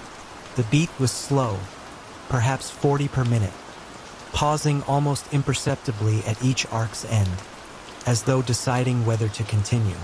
Nora set her lamp down and watched 2 full cycles, feeling her pulse slip into step. A faint breeze sighed through the cracked window frame, rustling pages of a ledger that lay open near the metronome. In careful, looping hand it recorded sentences, each on its own line. 8:04 garden gate clicks. 8:07 fountain recedes. 8:10 clock resumes voice. The last entry bore tonight's date, though no one but Nora had crossed the threshold. She gently touched the page. The ink was still damp. Outside the library, a corridor led toward a conservatory added during the 1890s. She remembered vague childhood tales of orchids blooming there through Christmas. Moving with measured calm, she opened the glass door. Warm night air met her, fragrant with something faintly citrus, though she saw no trees. Moonlight, sifted through dusty panes, dappled the tiled floor in pale lozenges. Between empty planter boxes stood a wrought iron music stand, its sheet holder bare, yet small clothespins remained, as if awaiting a score. As she lingered, the metronome's beat reached faintly through the doorway. Tick, pause, tock, pause, blending with distant fountain hush from the square. She sensed a subtle consonance. The beat aligned with the fountain's spurts, 2 slow pulses followed by a weary hush of water landing. Childhood memory flickered, her grandmother guiding her through this very space at dusk, saying only, "Listen for the rests." Back in the library, the metronome continued, but something new had joined its rhythm. The piano in the parlor gave a gentle, damped chord, 3 notes, brushed rather than struck. Linen still covered the instrument. No key was visible. The sound faded like a breath into cotton. Nora neither startled nor hurried. Instead, she crossed to the parlor, lifted a corner of the sheet just enough to glimpse ivory. Dust lay undisturbed. She returned to the foyer and the staircase. Each baluster bore a tiny groove near its base, as if rope had once been threaded along the rail. Upstairs, the family bedrooms opened one by one, each preserved in slumber, beds neatly made, windows shuttered.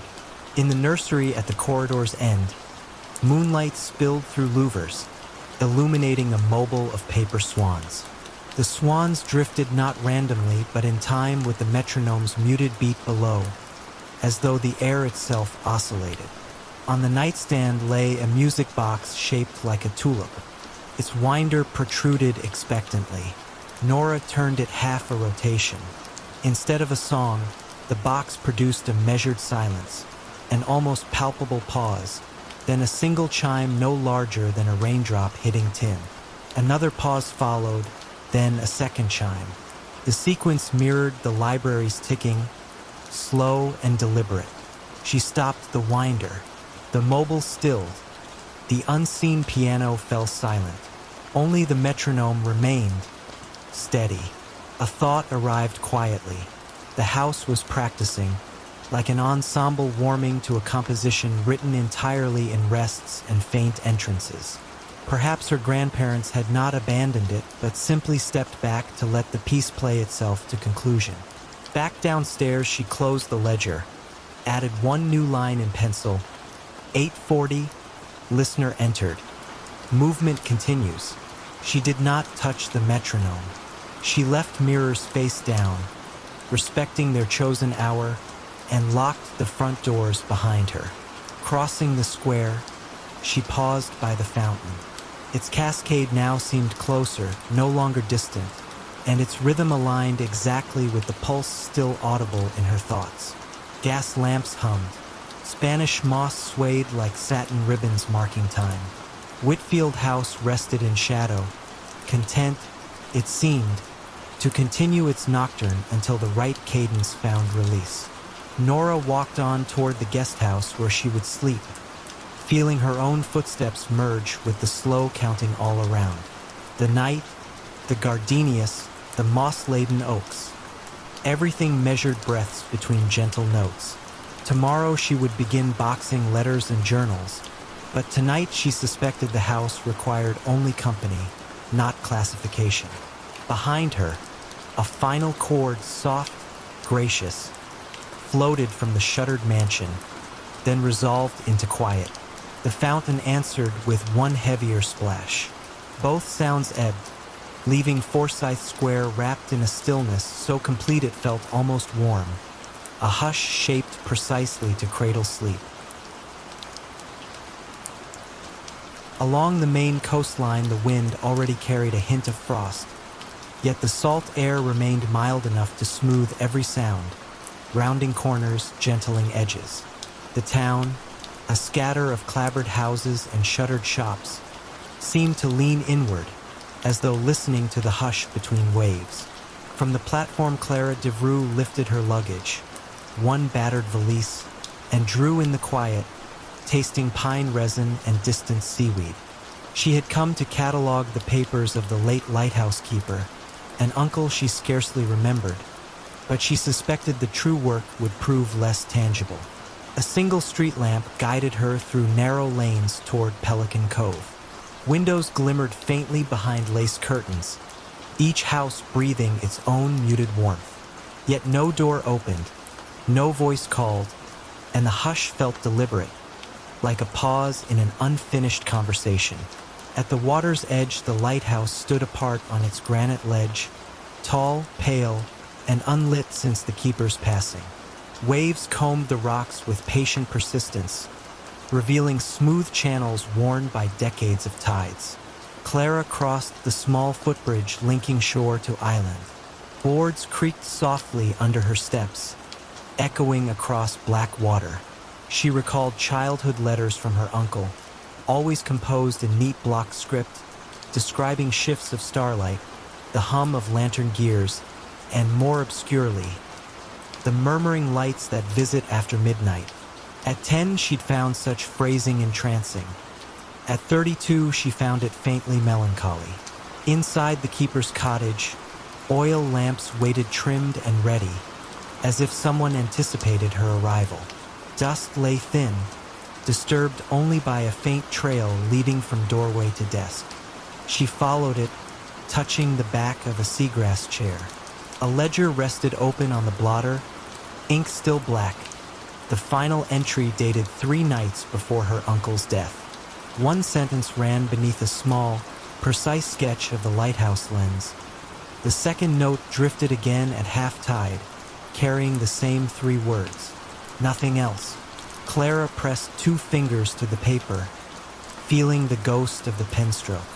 The room's stillness deepened. Through the window, the lighthouse tower loomed, a silent silhouette against dim constellations. Somewhere beyond, a foghorn from the mainland moaned, long, low, lingering, then fell quiet, leaving the cottage wrapped in its own small night. She unpacked only a shawl and her notebook, then set water to boil on the old iron stove. Flame hissed softly, granting the air a faint metallic warmth. While she waited, she explored the shelves that lined the walls. Charts, tide tables, and slender field journals sat ordered by year. In each, the handwriting matched the concise style she remembered, but the margins told another story.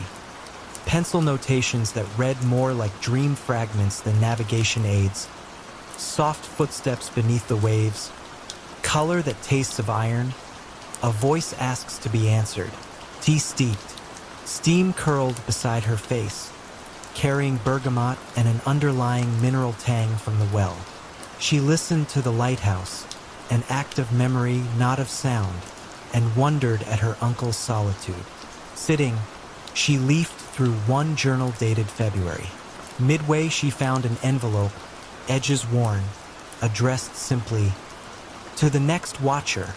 Inside lay a narrow strip of parchment bearing a code of dots and dashes, unmistakably Morse.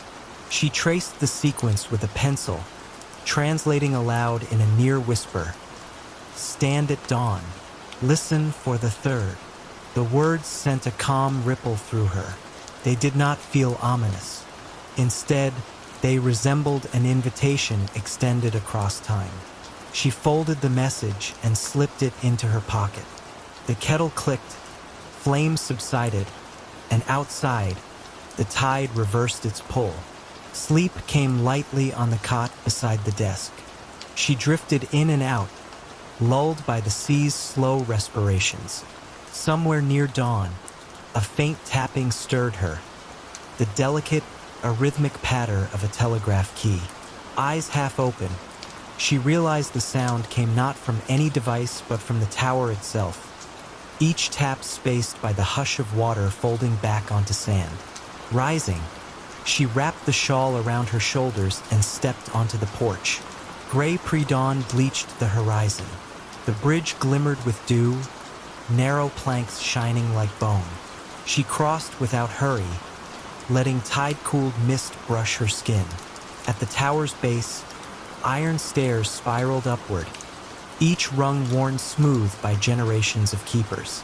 She climbed, counting heartbeats instead of steps, until she emerged into the lantern room. The great lens, motionless, caught the first ghost of daylight, scattering soft prisms along the glass walls. Dust motes drifted in gentle currents. Then, from somewhere deeper in the iron ribs, the tapping resumed. 3 slow knocks, a pause, 3 again. Clara traced the source to a brass service panel. It bore a hatch secured only by a single screw half loosened. She removed it easily, revealing a hollow compartment. Inside lay a small glass bottle sealed with wax. Within the bottle floated a folded ribbon of sea-green paper. She withdrew it, fingertips tingling. When unrolled, the ribbon revealed 3 words in her uncle's crisp hand. "Return the echo." Clara inhaled the salt air, steady and patient.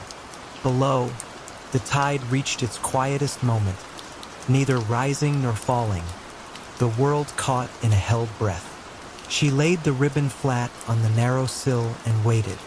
Around her, gulls remained silent, ships invisible. Only the hush of light through glass kept company. Then, somewhere just beyond the breakwater, a different tapping echoed back. 3 crisp beats, a pause, 3 more, carried over water like polite conversation. The sound was subtle, almost coy, as though confirming her presence. Without fully understanding why, Clara felt a smile rise. She reached for the telegraph key mounted near the lens, a relic still wired to nothing, pressed it gently, and tapped 3 measured strokes in reply. Silence followed, but it was a living silence, full of promise. The horizon brightened, soft pink staining low clouds. Within the tower, calm settled like a shawl across her shoulders, as though the lighthouse itself sighed in relief. Whatever mystery linked the taps, the bottle, and her uncle's final notes was not demanding solution.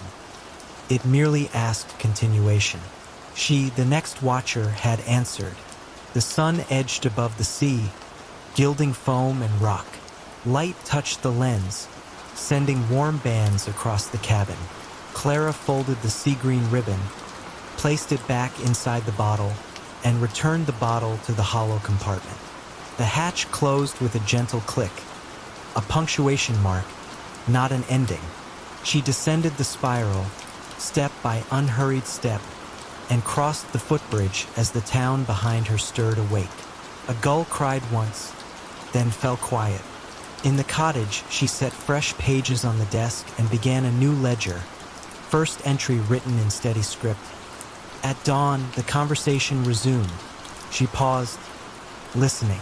Outside, the sea kept its measured rhythm, unhurried, unconcerned, and Winterport, still holding more questions than answers, eased into morning with a calm that asked only to be heard.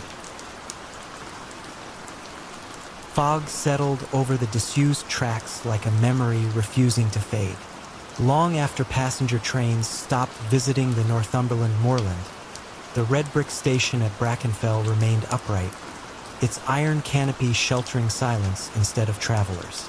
A single lane curved past heather slopes, ending at locked gates where an enamel sign, letters worn to pale ghosts, once promised departures every hour. Now only wind and curlews moved with purpose, tracing slow flights across the sky.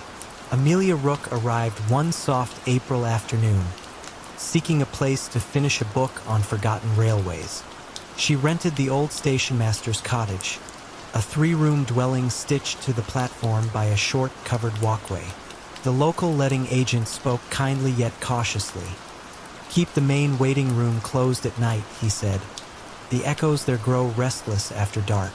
Amelia assumed he meant drafts, perhaps the rattle of loose panes, and thanked him without pressing. Her first days passed in gentle routine. Morning light pooled through sash windows, warming chipped tiles that once carried the scuff of eager boots. She brewed nettle tea, walked the platform, and noted how moss-filled every groove of the signal lever. Certain evenings she heard distant whistles that could only have belonged to wind cutting through drains, yet they drifted with such measured pitch that she paused, half expecting a locomotive to crest the bend. Near twilight on the seventh day, she unlocked the waiting room. Dust hovered in angled beams, giving the air a weight both delicate and old. Wooden benches lined each wall. At the far end hung a brass echo board, once used by porters to test acoustics before announcements. Its surface, though tarnished, still caught traces of light. Beneath it sat a mahogany ledger stand, empty but for a single fountain pen tethered by chain. Amelia crossed the creaking floor. When she touched the board, vibrations throbbed faintly, as if storing the hum of conversations long finished. She stood back and clapped once.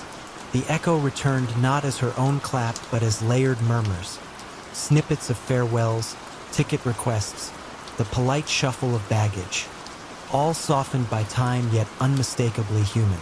She tried again. This time the echo repeated her clap, ordinary and clear. Puzzled, she left, locked the door, and made soup beneath a low moon. That night, rain tapped the slates. Just after midnight, a soft metallic ring sounded from the platform bell beside her cottage. She stepped into waterproof and boots, lantern raised. No one waited, yet the bell rope swayed. A folded timetable lay on the bench. Its cover showed the station's crest and the date. April 14th, 1902. Precisely 120 years passed to the day. Inside, penciled beside the final downline service, a note read, "Delayed, will arrive after last light. Hold the gate." Morning found her restless with thought. She pored over county archives in the cottage study, discovering that on April 14th, 1902, a mail train from the Scottish border vanished between two signal posts. Search parties found neither wreckage nor clue. The line closed soon after. Newspapers called it a fog-bound mystery, but villagers blamed a hollow in time along the moor. Amelia copied the accounts, shivering though the stove burned warm. Evening brought new fog. She unlocked the waiting room, struck a match, and lit the wall sconce beside the echo board. A low hum pulsed, deeper than before, resolving into the hiss of steam. The scent of coal drifted through cracks in the floorboards. She sensed, rather than heard, carriages slowing just beyond sight. Instinct guided her to the mahogany stand. The tethered pen twitched. A sheet of blank ledger paper slid from beneath the wood as if pushed by unseen fingers. Words formed in dark blue ink. Mail 9 o'clock from Caledon requests clearance to enter. Passengers weary of mist. Platform safe. Her pulse steadied into the hush around her. Fear felt inelegant amid such patient formality. She wrote, "Platform ready, gate unlocked, signal set to green. The ink dried before her eyes. From outside came the clack of points shifting, a sound no rusted mechanism should manage. Lantern in hand, Amelia stepped onto the platform. Fog parted enough to reveal an outline. Tall engine, lamps dimmed, paintwork blurred by drifting age. No roar of pistons, only a hushed rolling, as though the train moved on rails of breath. Carriage windows glowed with lamplight. Faces appeared, calm, expectant, neither ghostly nor fully solid, like reflections on water at dusk. The engine stopped with gentle precision. Doors remained closed. Amelia felt urged not to board but to witness. A conductor's voice, distant yet clear, called a list of station names that ended at Brackenfell as though the line never extended farther. She realized the vanished train had finally reached its terminus, exactly 1 minute past a century. The bell rang. Doors opened inward, but no one stepped down. Instead, small parcels hovered to the platform, wrapped in paper, tied with string, tags bearing contemporary addresses from nearby villages. Messages lost beyond time, perhaps now returned. Amelia counted 12. The conductor tipped his hat toward her, though she could discern no features beneath its brim, only a suggestion of gratitude. The doors closed. Wheels whispered. The train slid back into the moor, swallowed by fog without receding sound. She carried the parcels to the cottage, dried them by the stove, and studied each tag. One bore the name of the letting agent's late grandmother. Another addressed to a farmstead ruined by fire decades ago. Curious weight rested in every box. She resolved to deliver them at dawn. Before sleep, she entered the waiting room once more. The ledger page now displayed a single line beneath her reply. Service concluded. Gate may rest. She added, parcels received. Platform honored your arrival. The echo board hummed softly, then stilled. Over the next week, she walked lanes, placing packages into cautious hands. Contents varied: photographs, pressed wildflowers, a brooch, a pocket Bible. But each recipient felt an immediate, private recognition, as though a chapter of ancestry had slipped home. News spread gently yet without frenzy. Those on the moor respect what arrives by hush. Amelia completed her book, dedicating a final chapter to stations that keep their own schedules. In it, she described no phantom train, only the notion that some journeys respect clocks we have forgotten how to read. The day she left, she locked the waiting room, but left the key on the ledger stand, in case another caretaker might need it when echoes begin to stir. The lane bent away through blooming gorse. Behind her, the station bell chimed once. Clear, brief, content, and the sound folded into birdsong, mingling with the steady breath of open moorland. Mist wove silver threads between the arches of the old bridge, as though night were mending a tear in the river. St. Luthien lay deep in the Breton countryside, hidden behind low hills furred with gorse and heather. A single lane wound through the village, crossing the Moran by way of a Roman stone span that no mason alive could entirely explain. Even the oldest parish records spoke of the bridge as something already ancient, already settled into its own patient silence. By day, children cycled across, their laughter brushing mossy parapets, and farmers guided small herds from one meadow to another. But once the church bell tolled 9, shutters were drawn, candles trimmed low, and the bridge was left to itself. The river beneath it flowed neither fast nor slow. It moved with that deliberate hush of water that has long grown tired of announcing itself. Eloise Martel arrived on an evening scented with rain-washed hay. A restlessness had followed her south from Paris, humming behind each heartbeat, and her physician, more a family friend than a doctor, had suggested a month in the country. She rented 2 attic rooms above the cooper's shop and found immediate comfort in the rhythm of distant cowbells and the soft creak of wooden eaves. Yet every night, lying beneath a quilt that smelled of lavender, she felt the bridge tug at her thoughts the way the moon tugs at a tide. On her 3rd dusk in St. Luthien, Eloise walked the lane as the last swallows threaded the sky. Lilac shadows pooled where hedges met the road.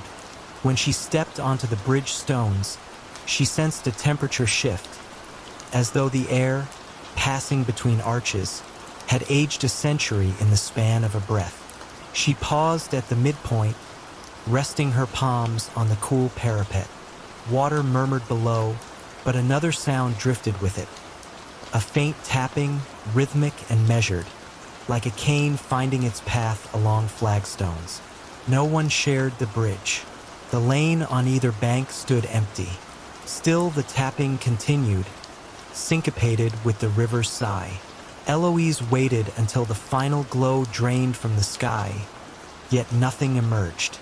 She retreated to the village, the soft percussion echoing behind her until the cooper's door closed and the attic stair creaked its familiar welcome. Word of the nightly tapping was met with gentle smiles at the bakery queue next morning. Madame Floret, flour dusting her sleeves like pale pollen, shrugged. "The keeper, perhaps?" she murmured, eyes sliding toward the river.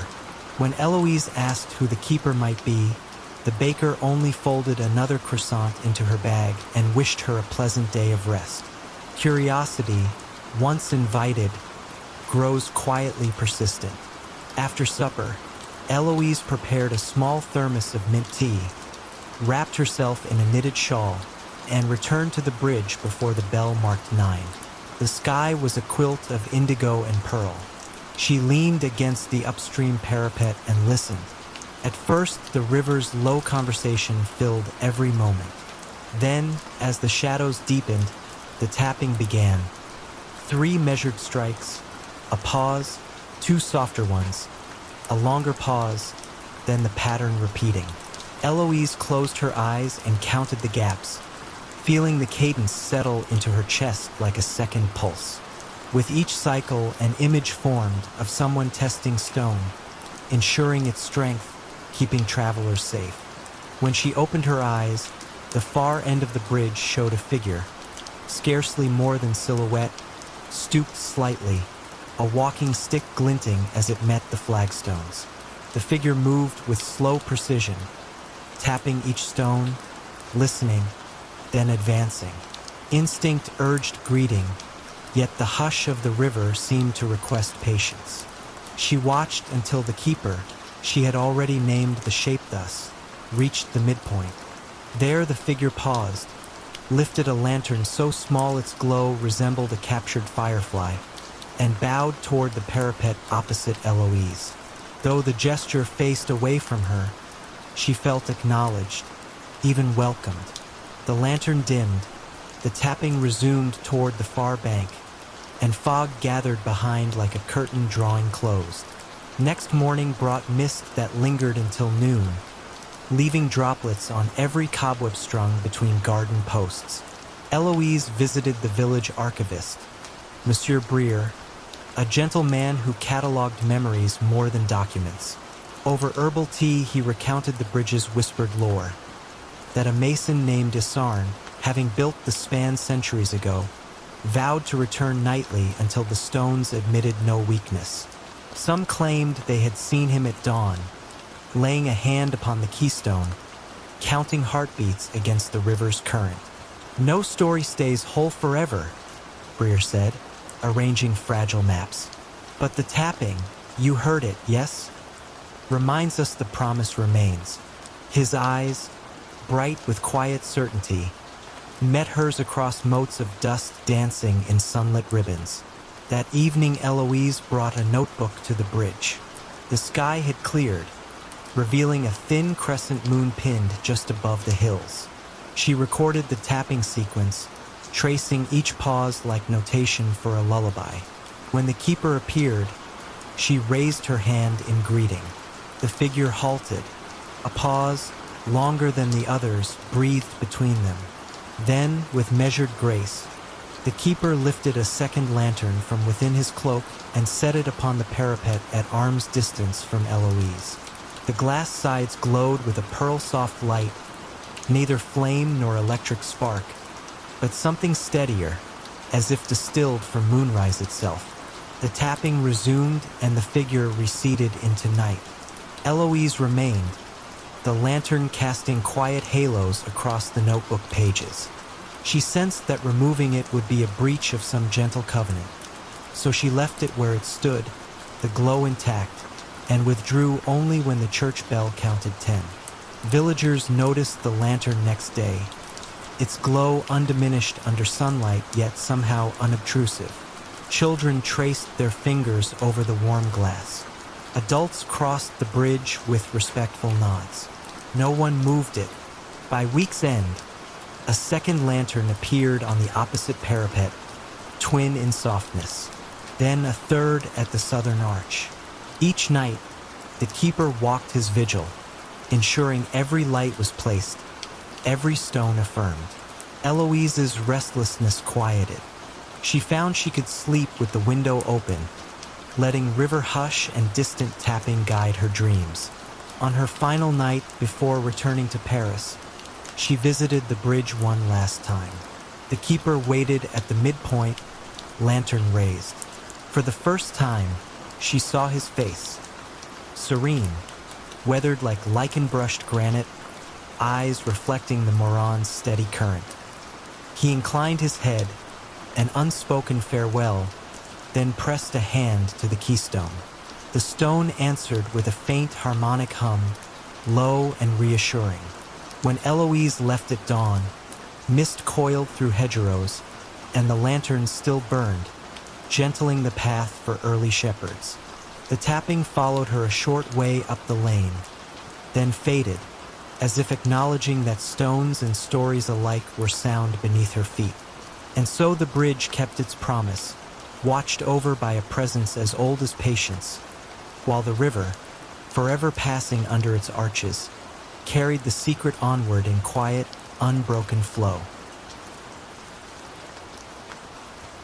Snow drifted down in hushed, indecisive spirals, and the grand chalet of Sonnen seemed to breathe more slowly with every flake that touched its eaves. Perched above a narrow valley in the Bernese Alps, the chalet had once hosted winter artists' retreats, its timber balconies alive with laughter and the scrape of easels.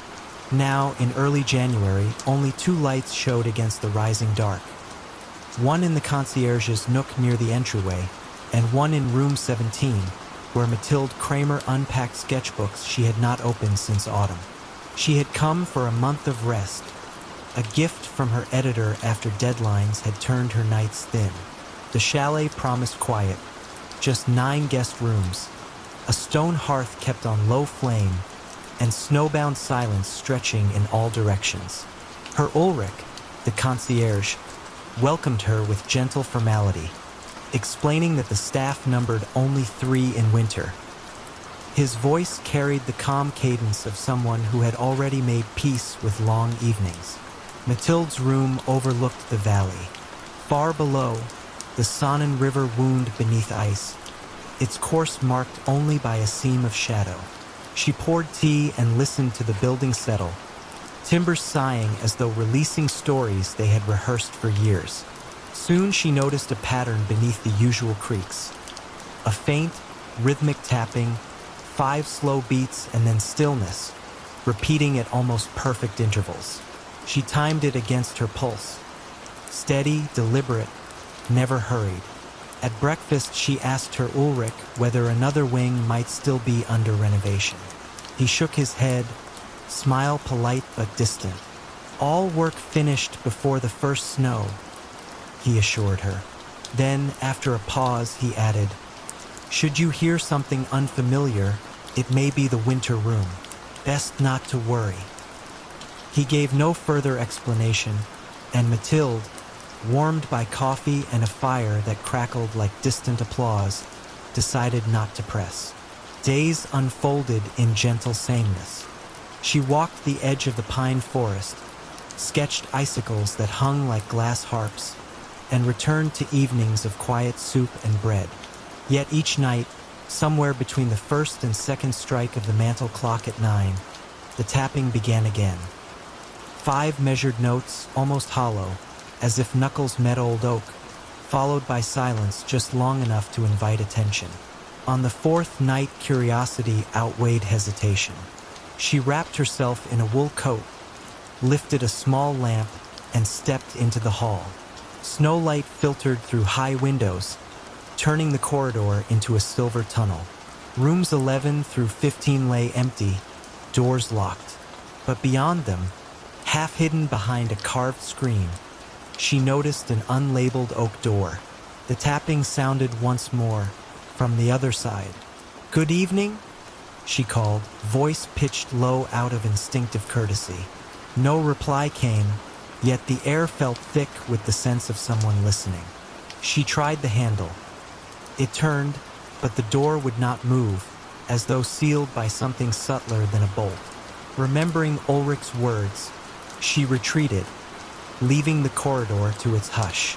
Next morning, a fresh card rested beside her plate in the dining room. "Madame Kramer, the library awaits at 10. Should you wish to work beside the south windows." No signature, but an embossed snowflake at the bottom suggested Ulrich's hand. She found the library bright and inviting, yet one shelf held only a single volume, a slim ledger bound in ivory vellum. Its title, pressed in barely visible silver, read "Guests of the Winter Room." Inside, the first page offered a simple instruction. "Record what you surrender, and the room will return what you have misplaced."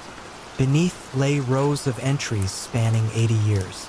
Some surrendered forgetfulness, others a weight in the chest, one simply restless midnights. The return column, however, was blank for every line, as though whatever was given back lived beyond the need for ink. That evening, Mathilde placed the ledger on her writing desk and stared at its emptiness. Snow whispered outside, a sideways lullaby. She wrote, "I surrender the urgency that robs evenings of their softness." The moment her pen lifted, a soft click echoed down the hall, the same 5-beat pattern, muffled yet inviting. Lamp in hand, she approached the unlabeled door. This time it opened inward at the lightest touch, revealing a small octagonal chamber paneled in pale spruce. Frosted windows circled the upper walls, collecting moonlight until the air itself resembled still water. At the center stood a low table with 2 objects, a brass metronome ticking in that familiar quintuple pattern, and a closed sketchbook whose cover matched the one she had left in room 17, yet bore no charcoal smudges. She sat on the upholstered bench and opened the book. Inside were crisp, blank pages, but when she turned to the 3rd leaf, she found a charcoal drawing already formed. Her own hand poised above a winter hillside, the gesture relaxed, patient. The lines carried a quiet confidence she had not felt in months. She touched the edge of the page. Charcoal did not smear. The metronome slowed, its ticks elongating until they matched her breathing, then stopped altogether. A gentle warmth rose through the floorboards, and for a moment she believed she heard distant bells buried under snow, chiming not a warning, but an assurance that time could, briefly, settle into stillness. She closed the sketchbook and felt the unfamiliar weight of unhurried possibility settle over her shoulders like a shawl. At breakfast she found no card, only her Ulrich's serene nod. She returned the ledger to its shelf, noticing her entry now carried a tiny silver checkmark in the return column. Beneath it, in handwriting not her own, one word appeared: softness. She smiled, understanding that the room had accepted her offering and quietly restored what had been misplaced. During the following weeks, she visited the winter room each night. Sometimes the table held a phrase she had forgotten how to write, other times a memory of mountains from her childhood. Each gift arrived without flourish, as natural as breathing. She never stayed long, The chamber seemed to prefer brevity, as though it operated at the border of sleep. When February's first thaw streaked the windows and her departure day neared, she wrote a final line in the ledger. I surrender nothing. I carry forward what was found. No checkmark followed, and she knew that was correct. The train down valley left at dawn, its whistle dissolving into the white stillness. From her compartment, Mathilde glimpsed the chalet, small against the slope, a single window dimly aglow. She could not say whether it belonged to her former room or to the winter room itself, but the light felt steady, like a heartbeat maintained on behalf of travelers who might someday arrive carrying burdens they were ready, finally, to set down. A hush the color of twilight settled over Greystone Orchard, as though the evening itself had paused to listen for a forgotten note.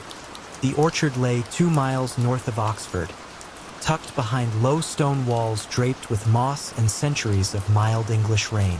Travelers on the old coaching road glimpsed only tangled apple trees and the dark slate roof of a keeper's cottage, but villagers knew the air within the walls carried its own slow rhythm, whispering of harvests that never quite ended. Ruth Calder, a botanical illustrator recovering from a long illness, arrived in early May to rent the cottage and sketch the orchard's antique cultivars. Her doctor had prescribed quiet days and breathing room. Greystone promised both. A gravel path, veined with violets, led from the gate to the porch. Each step released a cool perfume of earth and blossom that seemed to drift upward rather than away. Ruth unpacked charcoals and notebooks, opened the windows, and let silence steep inside. The previous caretaker had left a single instruction on a folded card atop the mantel. Close the bells at violet hour. The phrase puzzled her. There were no bells in sight, only an empty hearth and a clock that ticked with the relaxed certainty of old oak. She spent daylight wandering between rows, sketching gnarled trunks furred with lichen, cataloging the pale green swell of unripe fruit. Birds called in soft question marks. Wind crossed every branch with a cautious hand. Yet each afternoon, when the sky tipped from blue to lilac and the sun's edge brushed the Cotswold hills, a faint chiming drifted through the trees. It was not the clear ring of metal on metal. It sounded more like glass humming when a fingertip circles the rim. 3 tones, then stillness. On her third evening, Ruth followed the sound.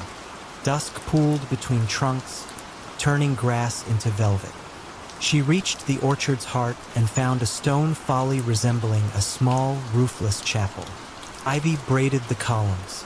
Suspended from the archway hung 6 slender glass bells, each pale as river ice, strung on silver ribbon. They caught the last of the light and glimmered like captive dusk.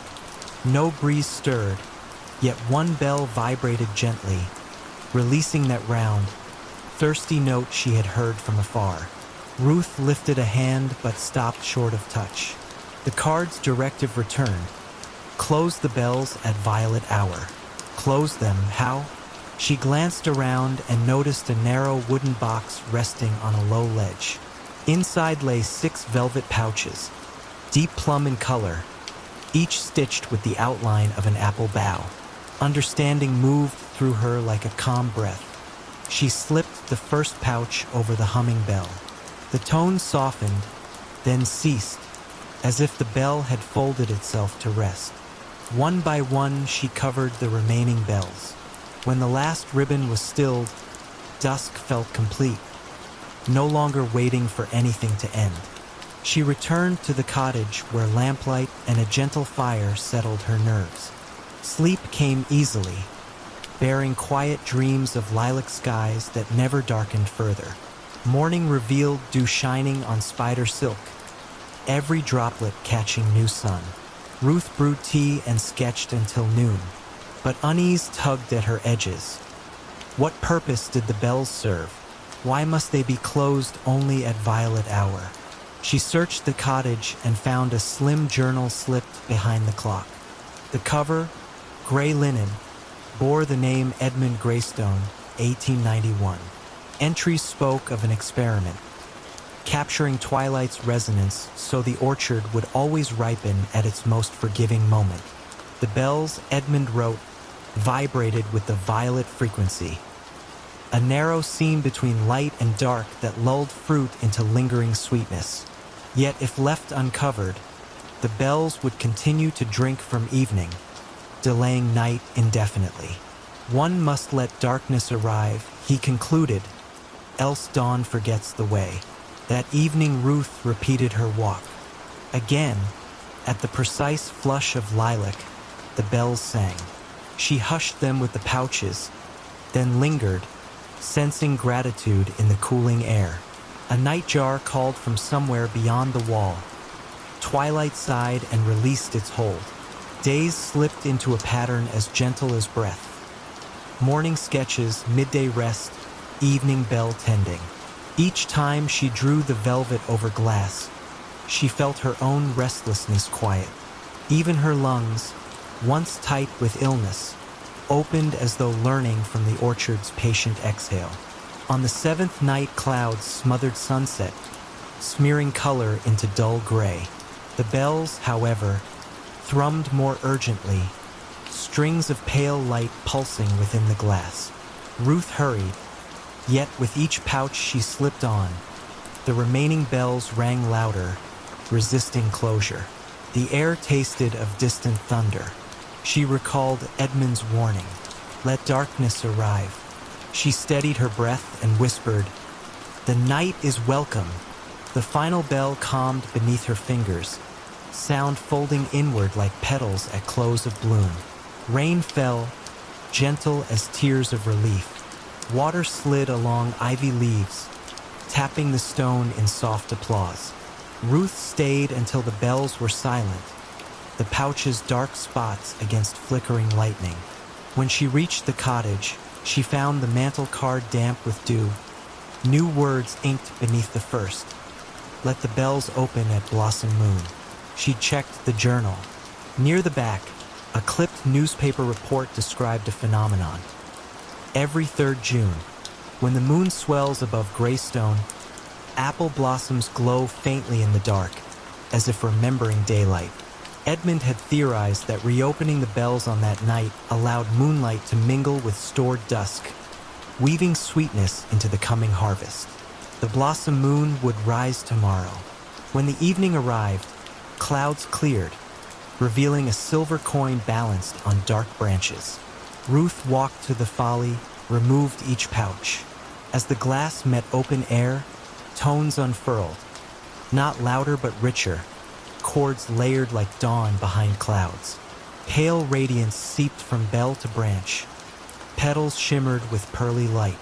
The orchard seemed to breathe twice, once with earth, once with sky. Ruth closed her eyes, feeling the frequency settle into her bones. A gentle calibration of heartbeat and hope. She left the bells open that night. Before sleep, she noted in her sketchbook, dusk tends the breath, moonlight tends the marrow. She realized her own healing had synchronized with the bells' quiet ritual. Closing them welcomed rest, reopening invited light.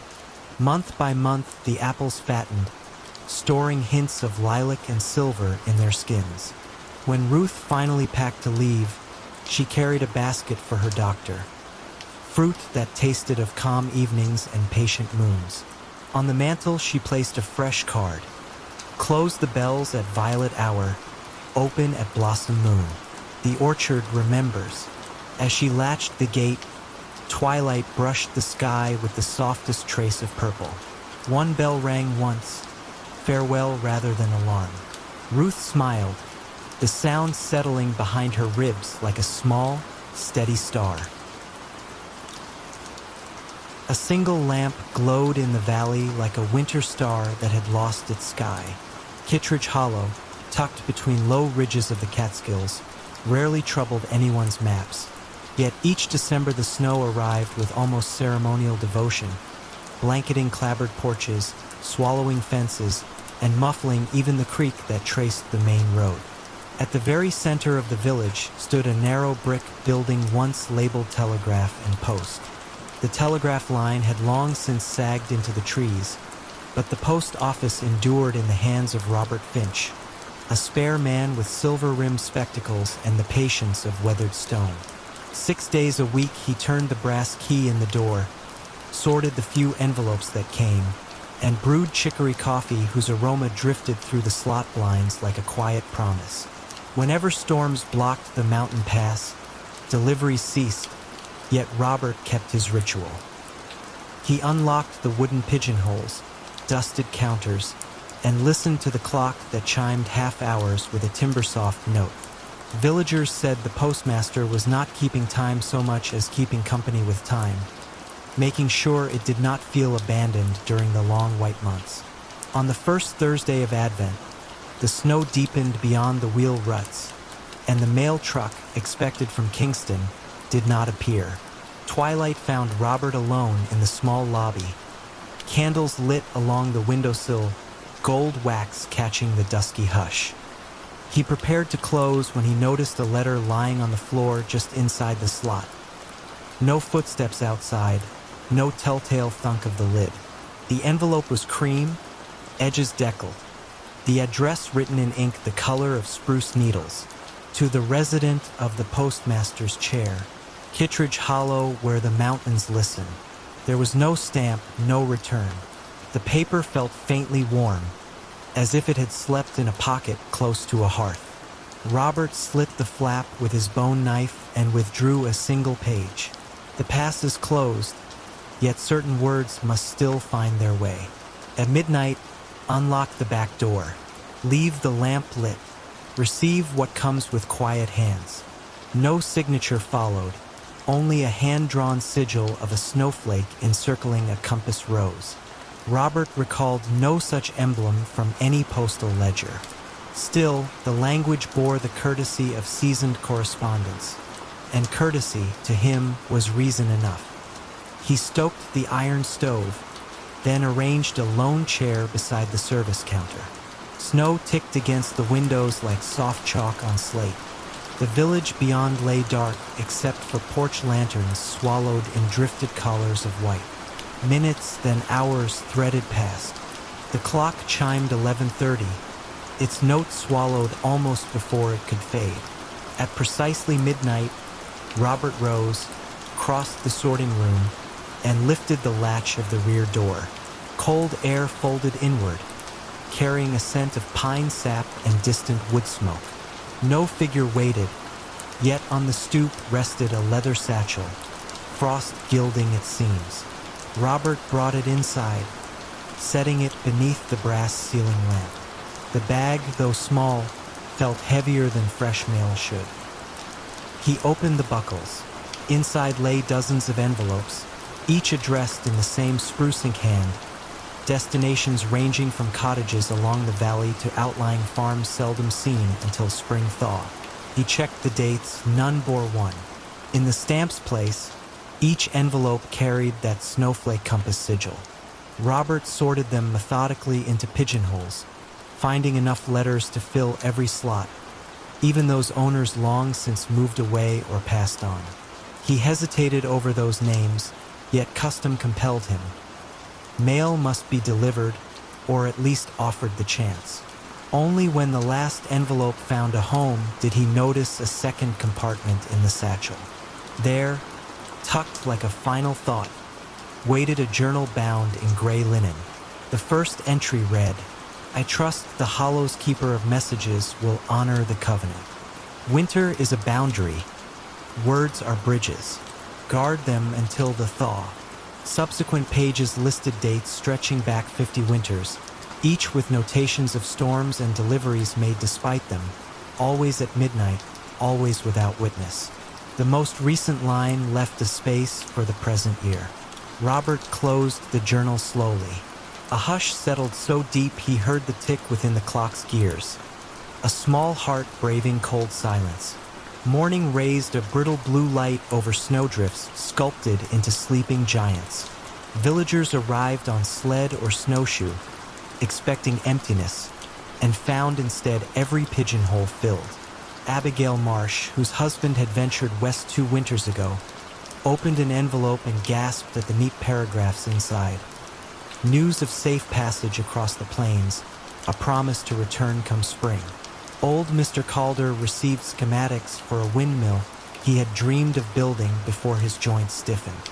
Even the abandoned box labeled Hopewell Cabin, empty for 20 years, contained a letter for its last occupant, penned in a child's uncertain script, saying simply, "I remember the lilacs." Throughout the day, a gentle, awe-threaded conversation. How had the mail arrived? Who braved the pass? Robert only smiled, handing out envelopes, offering no theory beyond the fact that messages, like seeds under snow, found their moment to rise. That night, after locking the front door, he opened the journal and inked the date in the waiting space. Beside it he wrote, "Received and entrusted, bridges intact." Then he closed the volume and replaced it in the satchel, now empty of letters but ready for another season's cargo. Snow continued for 6 more weeks. The official postal route remained impassable. Yet every dusk, footprints appeared behind the brick building, single strides, evenly spaced, leading to the door and vanishing again beyond the elms. Robert never heard them arrive, never caught a silhouette against the lantern light. Still, on his desk he occasionally found an empty mug, faint steam curling as though shared hospitality needed no words. When equinox neared and the pass finally opened, the first Kingston truck rolled into the hollow. The driver remarked on tidy stacks of outgoing mail waiting in the crate. Responses penned through darkest winter, dreams wrapped in paper, ready for the wider world. He asked how Robert kept spirits lifted while the valley lay cut off. "We were never truly cut off," Robert said, sealing a last canvas sack. "The roads we travel aren't always marked on maps." Spring loosened the ridge shadows, creeks rushed with newfound voice, and the satchel rested once more behind the sorting desk, patient as seed in soil. Robert polished its buckles, then dimmed the lamp, confident that when snow returned and midnight called, the unseen courier would keep faith, riding the silent pass where mountains listen and words, unlost, glide over drifts like sparrows searching out old roofs. A soft green light pulsed beneath the fog, like an echo seeking its original sound.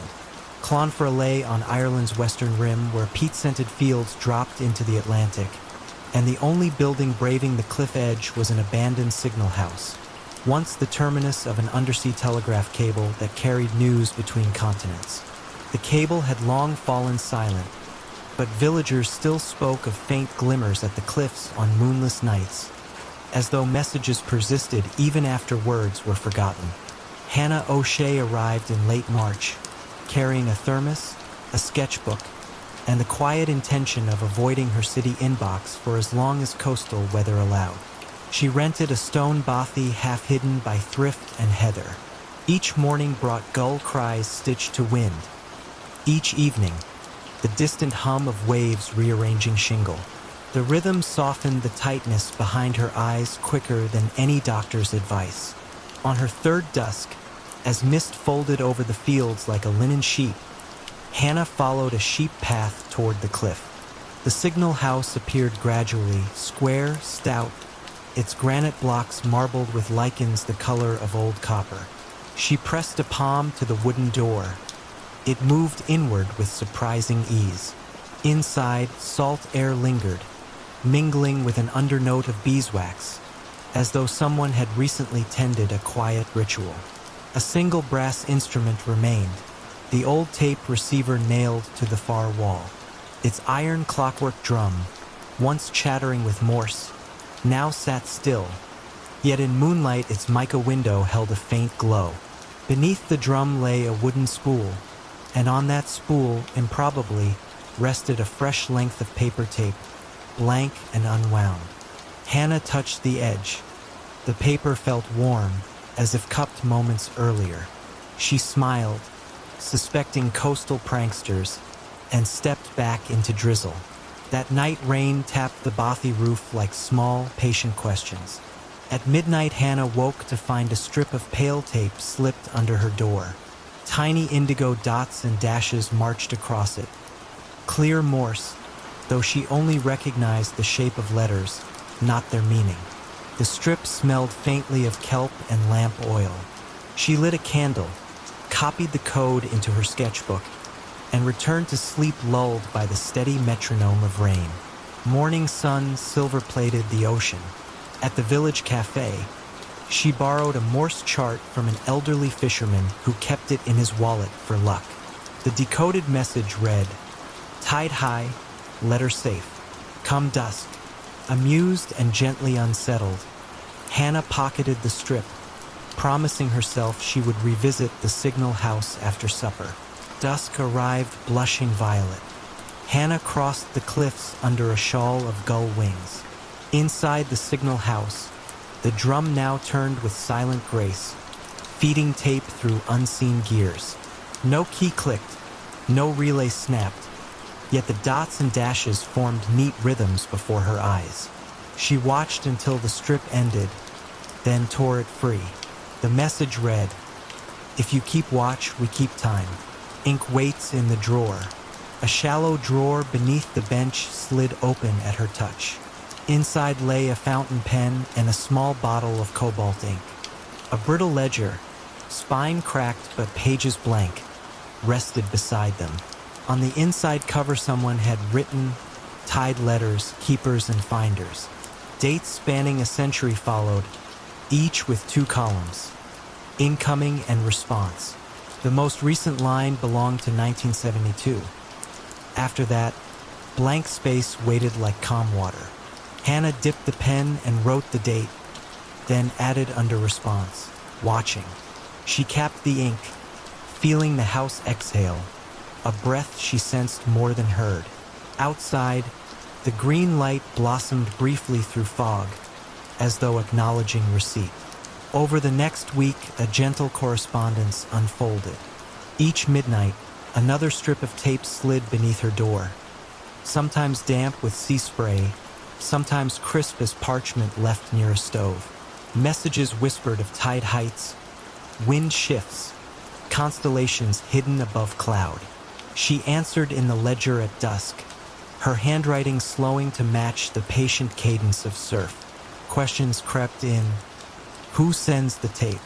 The response, coded, arrived 2 nights later. The sea remembers every word. We only lended a voice. Storms rolled in, low and thundering.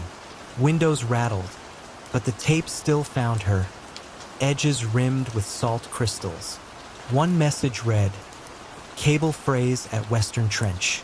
Need witness when moon is new." The request felt neither urgent nor benign, simply inevitable. On the appointed night, Hannah stood on the cliff, black water yawning below. Foam trails glowed faintly, tracing a submerged line that pulsed toward the horizon. For one long moment, she sensed the cable itself breathing, fibers straining to share weight it could no longer keep secret. Then darkness settled back, and she returned inland carried by the hush of knowledge too deep for words. Her ledger reply was short, witnessed, hold steady. After the storm season broke, tourists began to trickle through the village, their chatter bright and quick. Hannah knew her leave would soon end. She walked to the signal house for a final dusk visit. The tape drum sat idle, its mica window dim. In the ledger, beneath her last entry, new ink glistened. Time turns, tide returns, keep the door unlatched. She added beneath, door unlatched. Thank you for the quiet. Before leaving, she placed fresh ink and paper in the drawer, folded the blanket she had brought against cold nights, and wedged the door open just enough for salt wind to wander through. On the path back, she glanced toward the cliff edge. A soft green pulse answered, brief but certain, like a lighthouse whose beam was meant solely for those already safe on shore. The following morning, she boarded the bus east. As fields rolled by, She reached into her coat pocket and found one last strip of tape she had not noticed before. The code translated simply to "carry calm." She folded it into her diary, feeling the gentle weight of unsent words settle into quiet certainty. And far behind her, the cable beneath Atlantic waves held its steady breath, waiting for the next keeper who might pause to listen when fog and night conspired to speak. The Highland platform, half hidden by broom and heather, had not seen a scheduled arrival for 30 years, yet its timber beams still smelled of creosote and distant journeys. Wind slipped through broken panes in the signal box, carrying peat smoke from scattered crofts and the low murmur of the nearby lock. On most nights, only owls kept watch, but tonight an archivist named Noir stepped from a modest hire car, her breath hanging pale in the lantern glow. She had driven north at the request of the Rail Heritage Trust, tasked with surveying line records rumored to remain in the old parcel office. The work sounded straightforward, yet the letter hinted at something quieter. Unsent dispatches, perhaps, or manifests written in a hand no one could place. Nora enjoyed such gentle puzzles. She fetched her satchel, locked the car, and followed a gravel path softened by moss toward the waiting room door. The door yielded with a civilized sigh.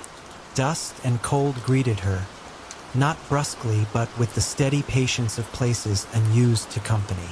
She set her lantern on the ticket ledge, its mellow light revealing benches scarred by initials, a schedule board frozen on 1947 Inverness, and a brass bell labeled "Ring for Porter" that retained a faint, expectant shine. Beyond an archway, the parcel office waited, shut by a sliding hatch. Nora stepped through. The wooden floor flexed once, then settled. She slid the hatch upward. Stale air drifted out, tinged with cedar and faint engine oil. Stacked crates lined the walls, each stenciled with dates ending in 1953, yet the ledger on the counter bore entries well into the 1970s. She ran a finger along the columns. Names of villages long since unserved appeared beside precise weights and times of dispatch. Each entry ended with a small circle drawn in red ink, delicate, almost ornamental. A soft vibration caught her attention, barely more than a rumor of sound, from beyond a narrow corridor at the back. She listened, but nothing followed, only the wind tracing eaves. She jotted a note, then opened the nearest crate. Inside lay parcels wrapped in brown paper, tied with cotton twine, addresses lettered in a graceful looping style. The string had not frayed, the paper not yellowed, as though packed that very morning. She lifted one addressed simply to Mrs. I. MacLeod, Platform Cottage, though no cottage stood within miles. She set the parcel back, respectful, and moved toward the corridor. It led to a short flight of steps descending beneath the station, likely to the ammunition store repurposed during the war. The air grew cooler, more mineral with each tread. Her lantern painted gentle crescents along curved walls until she reached a chamber about the size of a garden shed. Shelves lined three sides, yet only one item rested there. A brass pocket watch, lid open, hands halted at 2:14. Beneath it lay a folded timetable printed on silk, the fabric so thin the lantern light passed through, illuminating ghostly lines of type. She read the header aloud, "Night Freight 414, effective only under new moon." The sheet listed 3 stops, Glenraig, Kelda Ferry, and a final destination simply noted as return. No dates, no years. She refolded the timetable with care, slipped it into her satchel, and examined the watch again. The second hand, though motionless, looked poised to start at any moment, like a held breath. From above came the faintest tremor, a muted rustle of gravel as though boots crossed the platform. Nora extinguished her lantern on instinct, letting darkness settle. In that hush, A distant whistle floated through the stone like a memory recalled, thin and perfectly pitched. It did not startle her. Instead, it felt curiously reassuring, the way a lullaby might pass through a door half closed. She waited, counting heartbeats until the sound ebbed, then lit the lantern once more. Returning upstairs, she found the parcel office unchanged. Yet the ledger now lay open to a fresh page. Ink, still glistening, spelled her own name beside the red circle. N. Dewar, 214.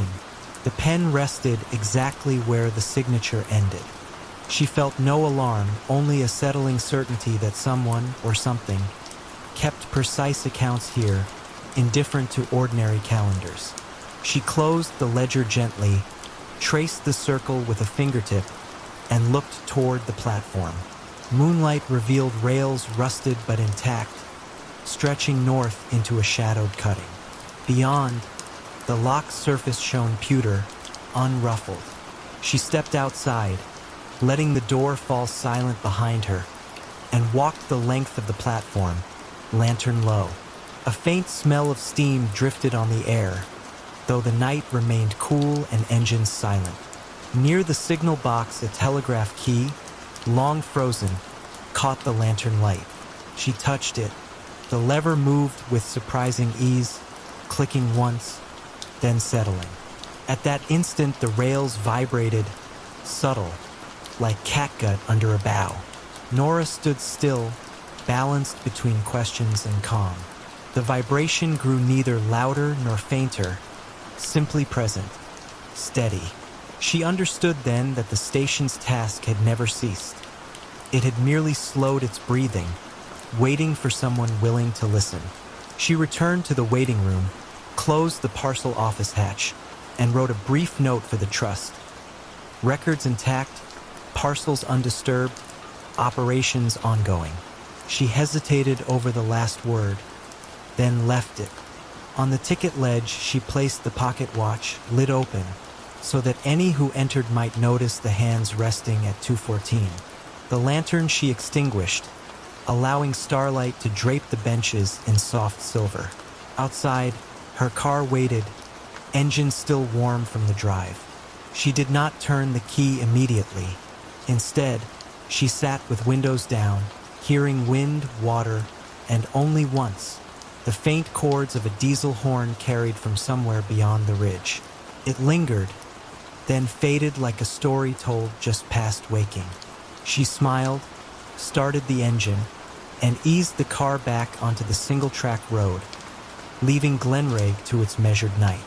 Behind her, the station lights, never wired to electricity, glimmered for a brief moment, as though a train had indeed pulled in and opened its doors. Then the glow receded, returning the platform to shadow and the ledger to its silent arithmetic.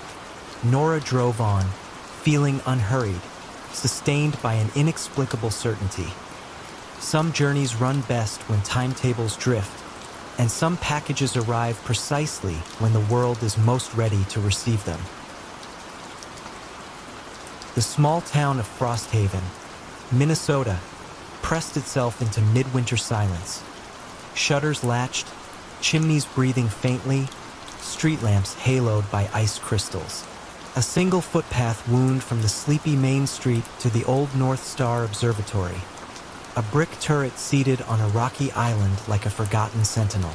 Though its telescope had lain dormant for decades, locals swore a thin beam sometimes glimmered through the dome on moonless nights, as though the sky still waited to be read.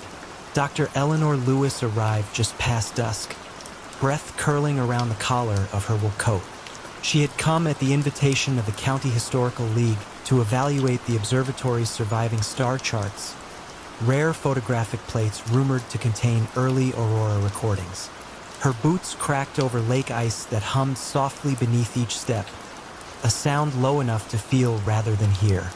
Wind hissed through cattails along the shore, then receded, leaving only the muted echo of her own heartbeat. The observatory door, oak warped silver gray, surrendered after a polite shove. Inside, Her lantern cast a modest circle of light, revealing wooden floors where frost mapped delicate ferns across planks. The air smelled of cold iron and distant cedar smoke. Against the far wall loomed the great telescope, angled toward a ragged hole in the copper dome. Snowflakes fell through the gap, drifting lazily onto the brass gears like soft confetti at a forgotten celebration. She closed the door, letting stillness settle. On a nearby desk, a ledger lay open beneath a thin crust of snow. The ink had bled slightly, yet one entry remained clear. December 13th, 1954. Star R. 227 observed to pulse 4 times, then pause. Beneath the note, someone had penciled a faint line, "Wait for the 5th." Eleanor traced the words with a gloved finger, feeling no chill despite the frost. Shelves along the circular wall held narrow drawers labeled by constellation. She opened one marked Cassiopeia and found glass plates wrapped in tissue paper, edges silvered, images visible when tilted toward the lantern. Nebulae glimmered like tiny frost flowers, precise yet haunting. Among them lay a folded envelope addressed simply to the returning eye. She hesitated, then lifted the flap. Inside rested a single sheet of vellum bearing coordinates and a short instruction. Focus at 18 degrees above north horizon, precisely 1 hour after silence begins. No date, no signature. She glanced upward. Through the dome's breach the sky blushed purple-black, stars beginning to crystallize. Silence, she realized, had already unfurled itself across the lake. No vehicles, no barking dogs, only the faint pulse of her own breath.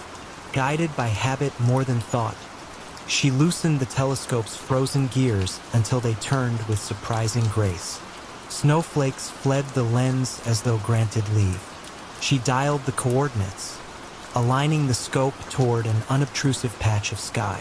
The eyepiece felt cold but welcoming against her brow. At first she saw only ordinary stars, steady and indifferent.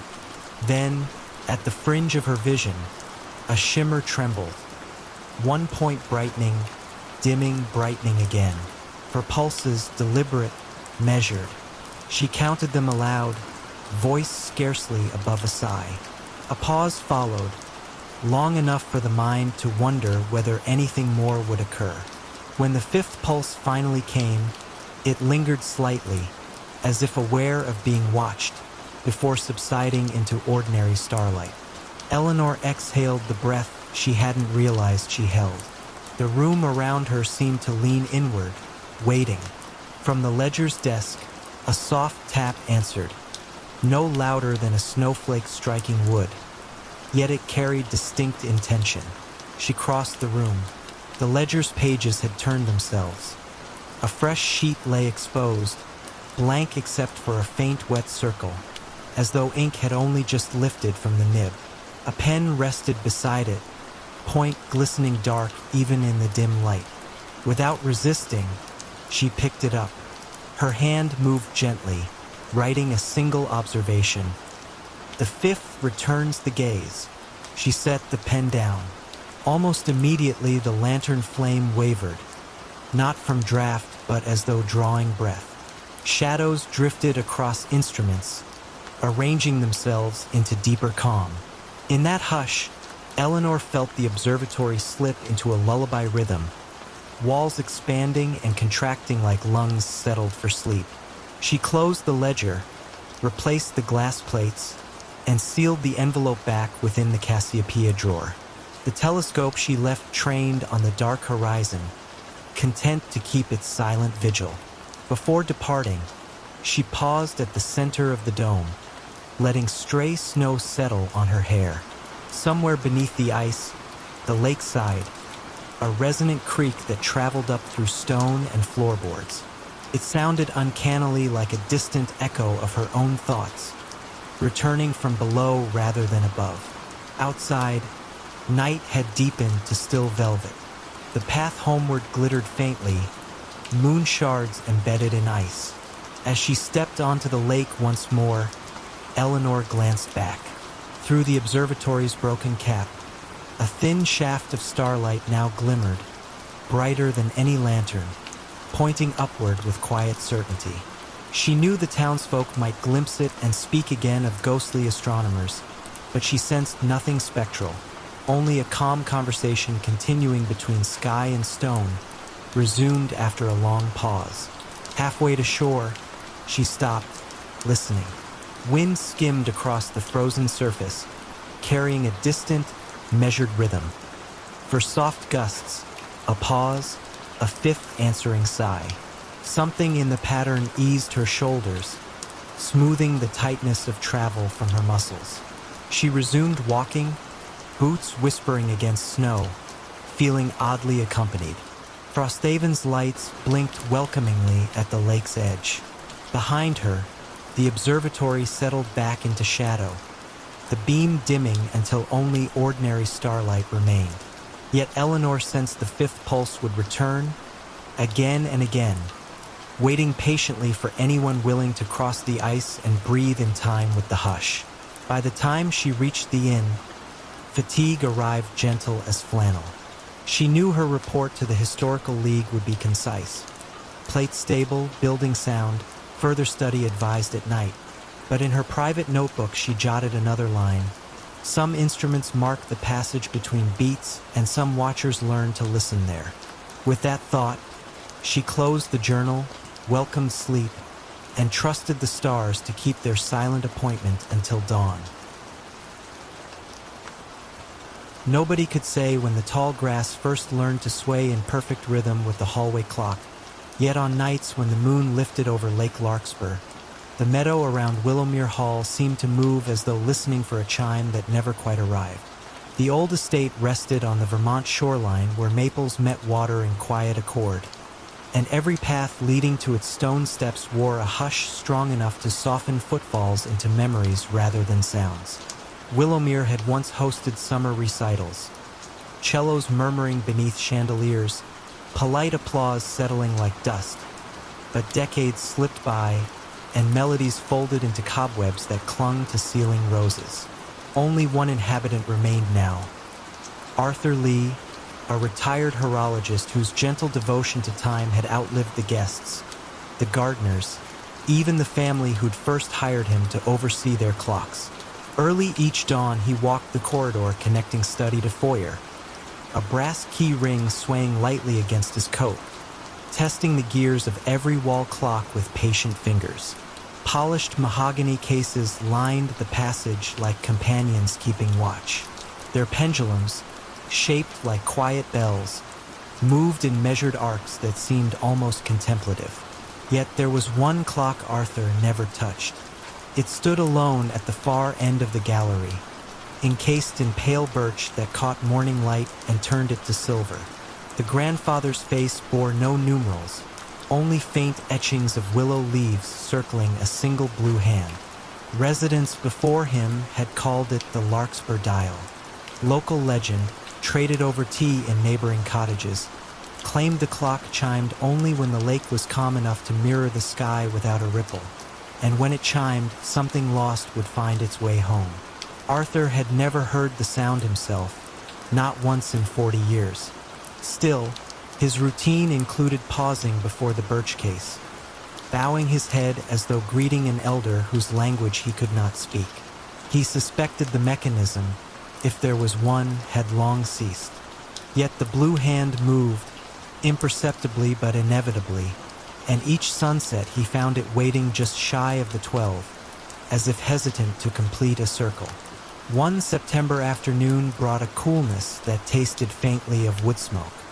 Arthur opened shutters to let the season breathe through the hall.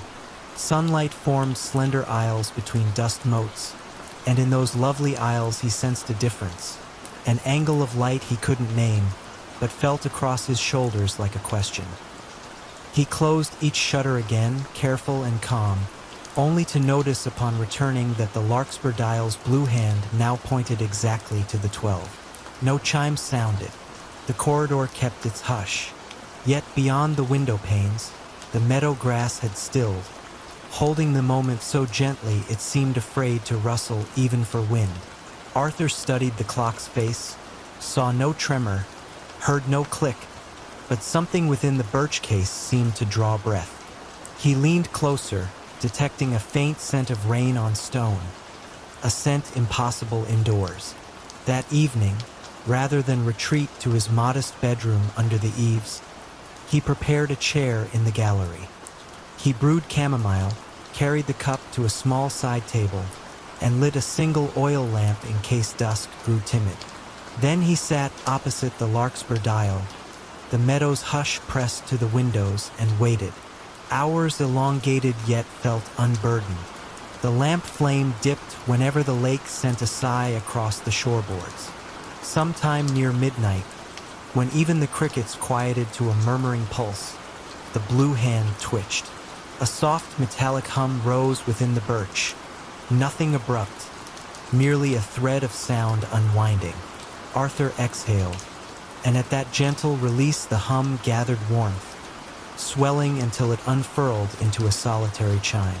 It was neither bright nor mournful. It carried the subdued tone of distant church bells heard through first snow. The sound drifted down the corridor and seeped beneath doors, resting on each clock face like morning dew. The moment the chime faded, a second sound arrived, delicate footsteps upon parquet flooring deep within the house. They paced slowly, thoughtfully, the way one walks through a space both remembered and unknown. Arthur stood but did not call out. He traced the steps by ear until they seemed to pause beside the grand staircase. In the subdued lamplight he saw her, a woman in a traveling coat, pearl gray, holding gloves she did not wear. Silver hair brushed her collar, but her bearing hinted at younger days spent in fluted concert halls. Her gaze swept the corridor with calm recognition, then settled on Arthur as though he were the awaited host rather than custodian. "No train runs this late," he whispered, the words more observation than question. "I didn't travel by rail," she replied, voice threaded with the softness of turning pages. "I followed a sound I knew once." Together they faced the larkspur dial. The blue hand remained at 12, yet the willow etchings glowed faintly, as if moonlit from within. She stepped forward, removed a slender brass key from her coat pocket, and offered it to Arthur. Its bow shaped a willow leaf, twin to those etched on the dial. "My father left this," she said. "He wished the hall to welcome us home only when we were ready to listen again." Arthur accepted the key without surprise. He had tended countless locks, but this one felt different, lighter than brass, almost weightless. He opened the case, revealing gears of glass that caught lamplight and shimmered like water. In the heart of the mechanism rested an empty cradle, waiting. He placed the key there, and delicate springs inhaled. The blue hand moved forward, and a second chime, lower than the first, traveled through floor and stone, drifting outside to the lake where it rippled the surface into rings that glimmered under the moon. From the shore, lanterns began to appear, carried by villagers who sensed the long silent bell. Feet padded across dew-cooled grass. Voices hushed in wonder. An unspoken invitation drew them nearer, yet no one crossed the threshold. They simply watched as light awakened in high windows, one by one, as though the house were remembering its own rooms. Inside, Arthur turned to the woman. "Will you stay? I believe the hall asked the same," she answered, eyes misted with tired gratitude. She set her gloves on the chair, the gesture small but decisive, and together they listened to distant clocks reset themselves, gears slipping into newfound ease. Outside, the meadow resumed its gentle sway, no longer bound to unanswered longing. The ripples upon Lake Larkspur widened, then settled, mirroring stars so clearly that the night seemed deeper yet kinder. And within Willowmere Hall, the Larkspur dial kept time not for departure, but for arrival, its chime now a promise that whatever drifted away might someday return, unhurried and whole when the hour and the listener were quiet enough to receive it. A lone glow wavered across the Connecticut salt grass, as though a small star had paused mid-journey and chosen to hover just above the marsh.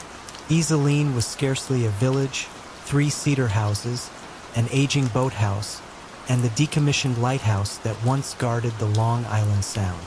The lantern at its peak had been dark for 20 years, yet local fishermen swore that on windless nights a single light drifted out from the tower, crossing the waterlogged reeds before vanishing where the tidal creek met open sea. Elias Vaughn arrived in early September to catalog shorebirds for a conservation trust. He rented the caretaker's cottage beside the shuttered lighthouse, happy to trade city sirens for cricket pulse. The trust supplied a skiff, a notebook, and quiet instructions. Mind the tides, note the herons, ignore the stories. Elias intended to do exactly that. Days fell into gentle rhythm. Dawn painted the salt hay silver. Plovers darted at his boots. Gulls wheeled above mudflats that smelled of brine and sun-warmed rope. Each afternoon he climbed the lighthouse stair to map nests on the lantern gallery. The interior smelled of rust and old kerosene, with swelled by years of fog. The lens, once polished to starlight clarity, stood veiled beneath canvas. He never lifted the cloth. The tower felt like an elder resting, and he respected its sleep. One dusk, while recording the soft clack of willets, Elias saw the glow for himself. It appeared at ground level, not high in the lantern room. A palm-sized flame, steady despite the breeze. It glided along a narrow plank path half submerged in eelgrass, pause by pause, as if consulting a map older than the marsh itself. Elias followed at a respectful distance, binoculars lowered to avoid the impression of scrutiny. The light reached the water's edge and quietly extinguished, leaving only the scent of extinguished wick and something older. Maybe lavender, maybe memory. Inside the cottage that night, pages of data felt suddenly thin. Sleep came in fitful pockets, punctuated by the imagined hiss of a lamp being trimmed. At midnight, a soft rattle at the back door woke him fully. He opened it to empty night, yet on the step rested a folded scrap of linen around a brass key, seawater beating on both. The key's bow formed a perfect circle, engraved with 3 letters, ICL, Iselin Coast Light. Morning sun dismissed the mystery with practical brightness, but curiosity stayed. Elias climbed the tower, key in pocket. Halfway up, he noticed a small iron hatch flush with the brick, its lock rusted but intact. The key slid in smoothly, turning without protest. Inside lay a narrow chamber no wider than a closet, walls lined with shallow shelves. On each shelf rested a lantern, dozens of them, each glass polished, each reservoir filled. Wicks looked freshly trimmed, yet there was no scent of oil, only a clean hint of salt and fur. A leather-spined notebook lay open on a central stand. Its pages listed dates and tides, moon phases, names of storms. One entry stood alone at the bottom. Lanterns walked, August 18th, full tide. The handwriting felt deliberate, loops careful, as if penned by someone accustomed to coaxing flame rather than ink.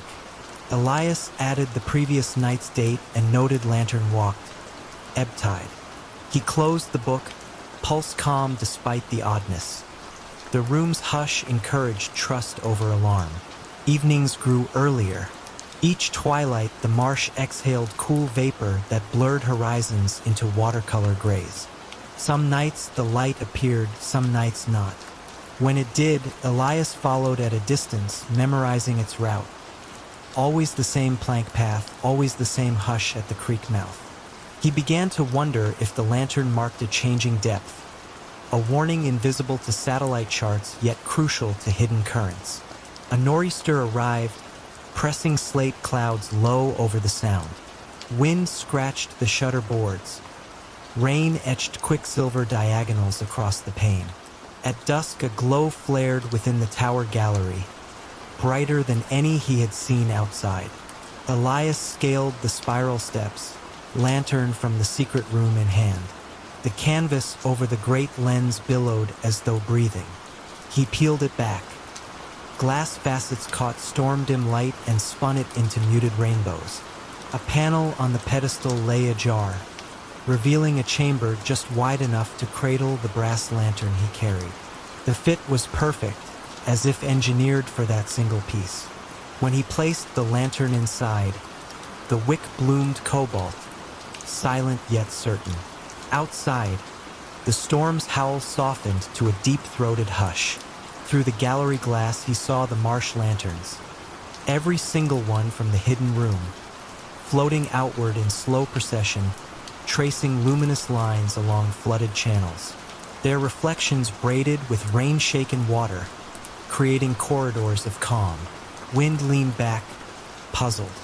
Waves settled into gentle heaves. Elias watched until the final flame reached the sea and dimmed beneath the storm-churned horizon. Then he returned the great lens to darkness, replaced the canvas, and descended, carrying only the faint smell of newborn smoke on his sweater. Morning broke clear. Newspapers spoke of severe weather turned mild without explanation. Fishermen, mooring lines still taut from precaution, found their channels untouched by surge. Mrs. Grant, from the nearest house, brought Elias coffee cake and confided that her grandmother once served as lighthouse keeper when men were away at war. She said the marsh keeps its own watch, the woman smiled, provided someone remembers to polish the glass. Elias said nothing of keys or secret shelves. He simply accepted the cake and, later, opened the notebook in the hidden room, writing, "Lanterns walked, storm tide, duty fulfilled." Below, space waited for another line, blank yet anticipatory, like a quiet shoreline expecting moonrise. When his assignment ended, he left the key on the cottage table beneath a note. Data logged, birds counted, lens resting. If the lantern walks, follow with calm heart. At the edge of the property, he glanced back. Sunlight struck a single gallery pane, kindling a brief, warm shimmer. The calm heartbeat of a watch resumed. Elias drove away content, knowing the marsh did not need him to stay. It only needed witness. And somewhere, folded inside reeds where salt meets fresh, a lantern's memory drifted, ready to rise whenever clouds gathered, carrying a promise that in Iselin, even silence keeps alight. Moonlight slipped through the cracked skylight like a pale quill poised above open parchment, and the old Briarwood Library seemed to inhale the faint ink of night. Nestled on the edge of the Adirondack foothills, the building stood apart from the small town it served, tucked behind sugar maples whose branches crossed like quiet guardians. The lane that reached it curved gently, discouraging haste, and ended in a circle of gravel where visiting cars gathered a soft coat of silver dust before departing again. For nearly a century, the library had opened from 10 until 6, Monday through Friday, and then yielded its hush to crickets and wind. Yet residents whispered that some evenings, long after lights were doused, one lamp relit itself in the archive room and pages turned with no visible hand. Children dared one another to peek through the high windows, but the distance, and perhaps the sense of courtesy, kept them away. In early November, Eleanor Hayes arrived from Albany to catalog a bequest of rare folios, her first assignment since a spell of convalescence. She carried the quiet of recovery within her, a measured stillness she hoped Briarwood might understand. Miss Lowell, the head librarian, greeted her with a smile that had the texture of worn silk and offered a small office under the eaves. "The workroom is yours as late as you like," she said, "though I advise locking up by dusk." The comment floated between hospitality and caution. Eleanor accepted it without question. Her days unfolded in comforting routine. She rose before dawn, walked the perimeter path where frost outlined every fallen leaf, and entered the archive as shafts of early light settled on cedar shelves. The folios themselves, botanical studies, travel journals, letters bound in faded green ribbon, released scents of bergamot, pine resin, and distant rains. She cataloged meticulously, but a slender ledger stitched in pale calfskin eluded any entry. Its pages were blank save for the watermark of an unfamiliar moon crest. Each time she set pen to it, the nib hesitated, as though ink refused to claim the paper. On her seventh evening, dusk arrived with a hush deep enough to blur the boundary between inside and out. Miss Lowell had left early for a town meeting, leaving Eleanor alone with the building's wooden size. She meant to finish labeling herbarium plates, yet the calfskin ledger drew her attention. A thin beam of moonlight, filtering through the skylight, touched its cover precisely where the crest lay embossed. The silver outline brightened, and a single line of handwriting surfaced on the first page, delicate as frost on glass. Attendance recorded by lunar hour. Do not disturb the silence between names. Eleanor blinked, half believing she had nodded into a dream. She brought the ledger under the desk lamp, but the ink retreated, leaving the page blank once more. A hush, deeper than the library's usual nighttime calm, settled over the archive. Then, from the floor below, came the muted click of a date stamp and the soft scrape of a return cart. She descended the rear staircase. The main reading room lay in low amber glow. One lamp burned beside the long oak table. Beside it stood a tall gentleman in charcoal overcoat, back turned, consulting the card catalog with unhurried grace. His movements bore the cadence of old manners, sleeves whispering against wool as he slid a drawer closed. Eleanor stepped onto the carpet, and though her footfall was slight, he spoke before she could announce herself. "There's room enough for two," he said, voice resonant yet calm, as though they were long acquainted. "The collection prefers gentle company." She found herself replying softly, "The library is closed." "Closed to daylight concerns, yes?" he answered, lifting a card to the lamplight. "Open to its own hours afterward." He returned the card, then, with ceremonial care, signed a narrow slip of paper and tucked it into the drawer. The ledger lay open on the table, its moon crest glimmering faintly.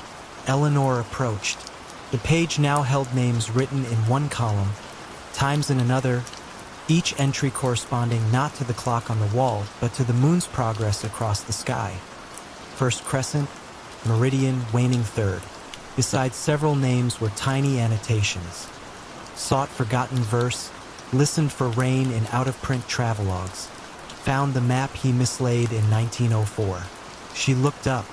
The gentleman had moved to the stacks, fingertips gliding along spines with paternal fondness. "You see," he said, eyes reflecting lamplight like quiet water.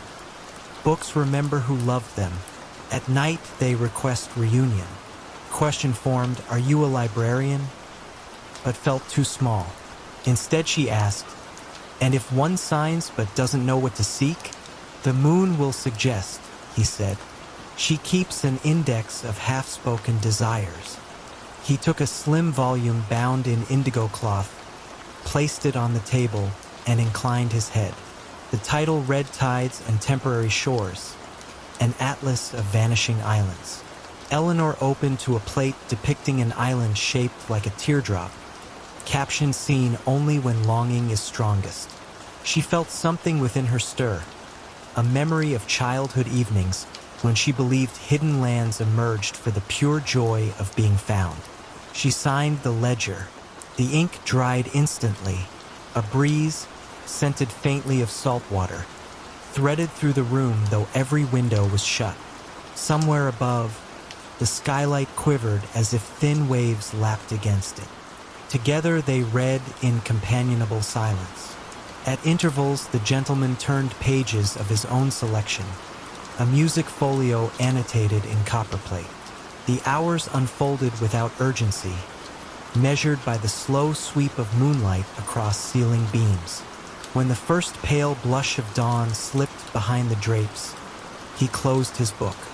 "Until the next lunar hour," he murmured, placing the volume on the return cart. He donned his overcoat, and before stepping into the dim corridor, added, "Leave the ledger where it wishes to rest." His footsteps faded like a line of poetry remembered upon waking. Eleanor touched the moon crest. The ledger closed of its own accord, pages settling with the softness of wings. She replaced it in the glass cabinet, noting how the lock clicked gently, as though satisfied. When Miss Lowell arrived at 7, Eleanor was brewing coffee in the staff nook. She almost spoke of the visitor, the ledger, the salt-scented breeze, yet the morning light, practical and bright, made the tale feel less like fact and more like a gift meant to be handled privately. The calfskin ledger remained closed until moonrise, waiting, patient as a shoreline at low tide.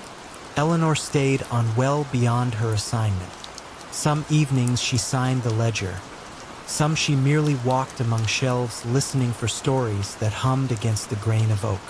And in the town below, those who noticed her softened gaze after dusk simply assumed that Briarwood's quiet charm was doing its gentle work.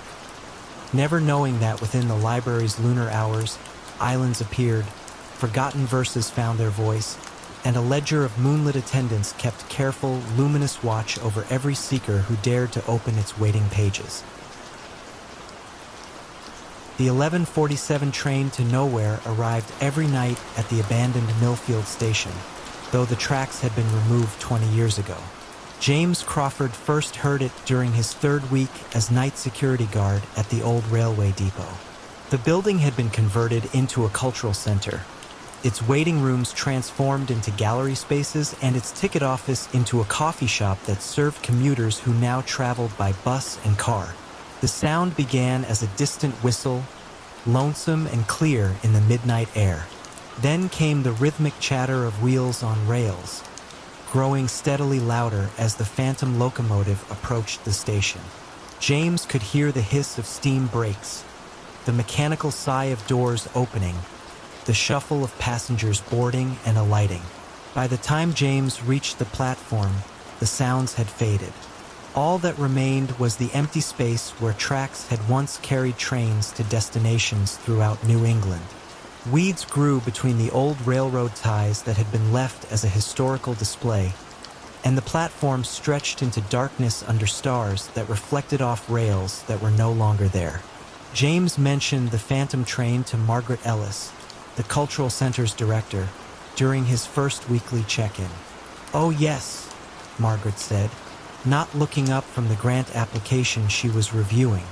"That would be the 11:47. Quite a few people have mentioned hearing it over the years." "You don't seem surprised." Margaret set down her pen and regarded James with the patient expression of someone who had fielded this question many times before. "This station served the community for over a century, James. Some habits die hard, but there are no tracks anymore." "No," Margaret agreed. "There haven't been tracks since the line was discontinued in 2003, but the station remembers its purpose, and apparently so do the passengers." James began staying awake specifically to listen for the 11:47. The train arrived with remarkable consistency, never more than a minute or two off schedule. He could distinguish between different types of locomotives, sometimes the deep whistle of a steam engine, other nights the horn of a diesel. Occasionally he heard what sounded like the sleek rush of a modern electric train. More intriguingly, James began to recognize patterns in the sounds of passengers. Some nights the platform seemed crowded with footsteps, voices, and the bustle of luggage being moved. Other nights only a few passengers seemed to board or disembark, their movements quiet and purposeful in the darkness. James started keeping a log of the phantom train's arrivals, noting variations in locomotive type, passenger activity, and weather conditions. He discovered that steam engines appeared more frequently during winter months, while modern trains seemed to prefer clear summer nights. The busiest passenger activity occurred around holidays and the start of school terms. One particularly clear October night, James decided to position himself directly on the old platform as 11:47 approached. He stood where passengers would have waited for real trains in the station's active years, listening carefully as the familiar sounds grew closer. The whistle sounded. The locomotive approached with its steady rhythm. Brakes hissed. Doors opened with their mechanical precision, and James saw them. Translucent figures moved along the platform with the purposeful energy of travelers. A woman in a 1940s coat carried a suitcase and consulted a pocket watch. A young soldier in uniform embraced someone who might have been his sweetheart. Children pressed their faces to what would have been train windows, waving goodbye to relatives on the platform. The passengers were from different eras, dressed in clothing that spanned decades of the station's operation. They moved with the distinctive urgency of people catching trains, some hurrying to board, others savoring final moments before departure, a few arriving with the relief of journeys completed. James watched, transfixed, as the ghostly scene played out around him. An elderly conductor called "All aboard" in a voice that carried the authority of countless such announcements. Steam, or the memory of steam, rose from an invisible locomotive. Then, as always, the sounds faded. The platform returned to its empty present, and James stood alone under the stars with only the gentle sound of wind moving through the trees that had grown up along the old right-of-way. The next morning, James visited the local historical society to research the station's past. He learned that Millfield Station had been a crucial stop on the route between Boston and Montreal, serving not just daily commuters, but also vacation travelers heading to lake resorts and ski areas.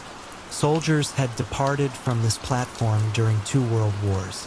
Children had arrived each summer to spend vacations with grandparents in the countryside.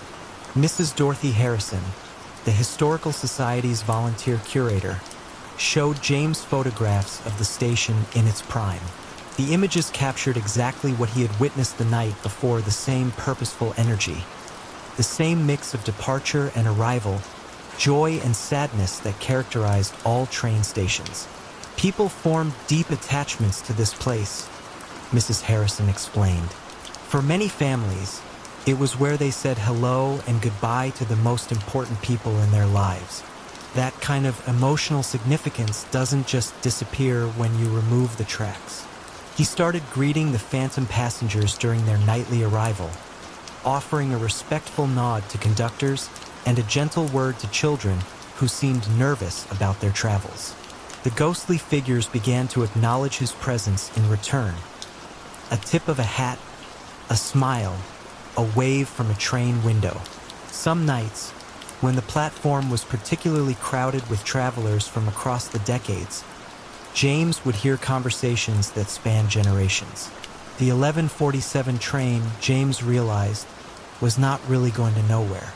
It was going to everywhere, and everyone that mattered to the people who had once depended on this station for connection to the wider world.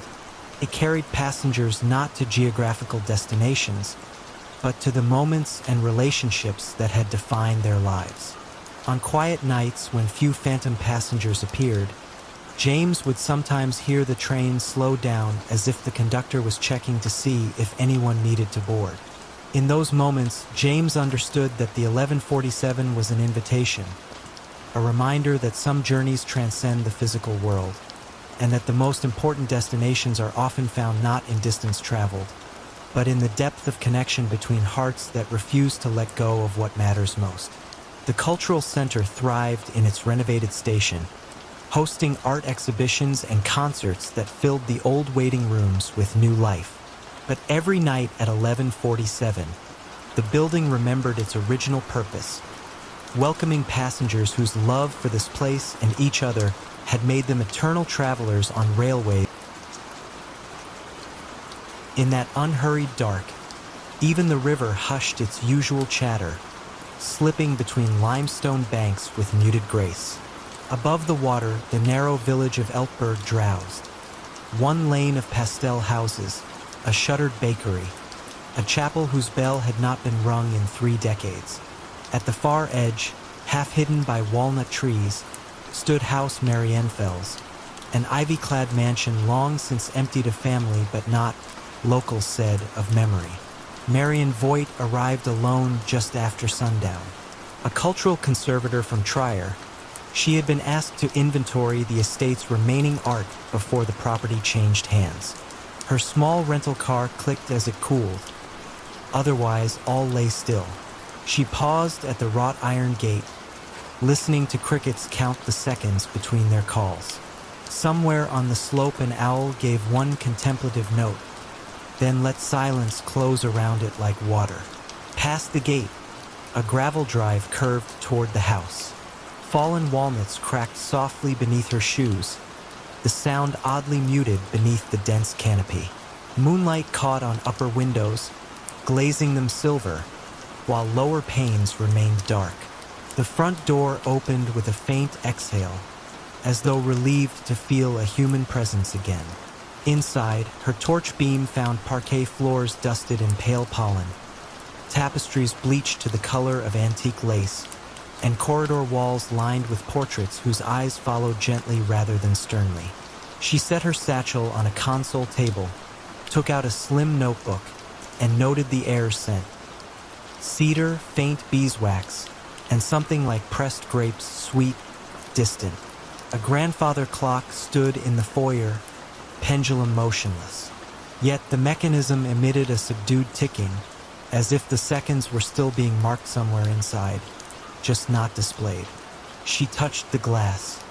The pendulum stirred, swung once, then rested again. The ticking remained, calm, content. Guided by a rough floor plan, Marion sought the music room at the rear. Prior appraisals hinted that a forgotten painting, perhaps a minor romantic landscape, might hang there. She crossed a gallery where moonlit motes drifted like slow snow. Her footsteps matched the rhythm of the hidden clock. One pause, another pause, an inward breath between each sound. The music room opened onto a terrace facing the river. French doors stood ajar, letting cool air brush velvet drapes. Inside, a silent grand piano glimmered under linen sheets. On the far wall hung an unframed canvas, its colors dim but intact. She approached. The scene depicted a twilight riverbend almost identical to the one outside, though the brushstroke moon rode higher than the moon she had just left behind. In the painted sky, a single bright star pulsed with unblended pigment, as if insisting on attention. Marion lifted her torch. The paint of that lone star caught the light differently, throwing back a faint shimmer that seemed to move. Not flicker, move as though adjusting its span. Against instinct, she dimmed the torch. With darkness restored, the painted star settled, no longer restless, merely present. She turned to catalog the piano. When she lifted the sheet, a mild chord whispered from within, produced by no visible hand. The strings, long untuned, resonated just enough to form a suggestion of sound. For notes rising, pausing, then descending. She felt no jolt of fear, only a gentle beckoning, like someone inviting her to recall a melody half forgotten.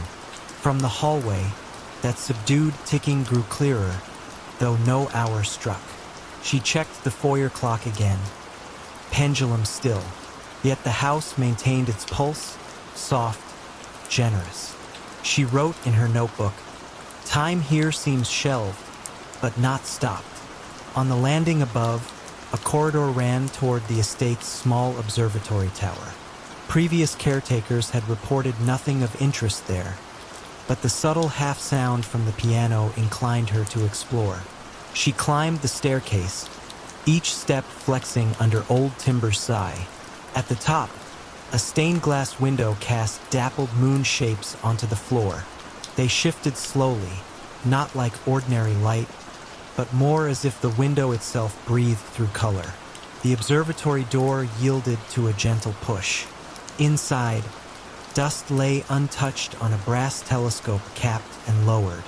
Yet a single chair faced away from the instrument, positioned instead toward a narrow internal window that overlooked the music room below. Marian crossed to it, feeling the ticking deepen into her bones. Through the window she saw the painting again, and now the painted star glowed a shade warmer than before, pale gold rather than frosty white. Beside the chair, a small writing desk held an open diary. The most recent entry, dated 40 years earlier, read in looping ink, "Star added to the river scene tonight. Will align paint to sound. Waiting for the house to accept the tempo." No signature. A blot of ink followed, like a final breath caught on paper. Marian sat, letting her pulse slow to match the house's.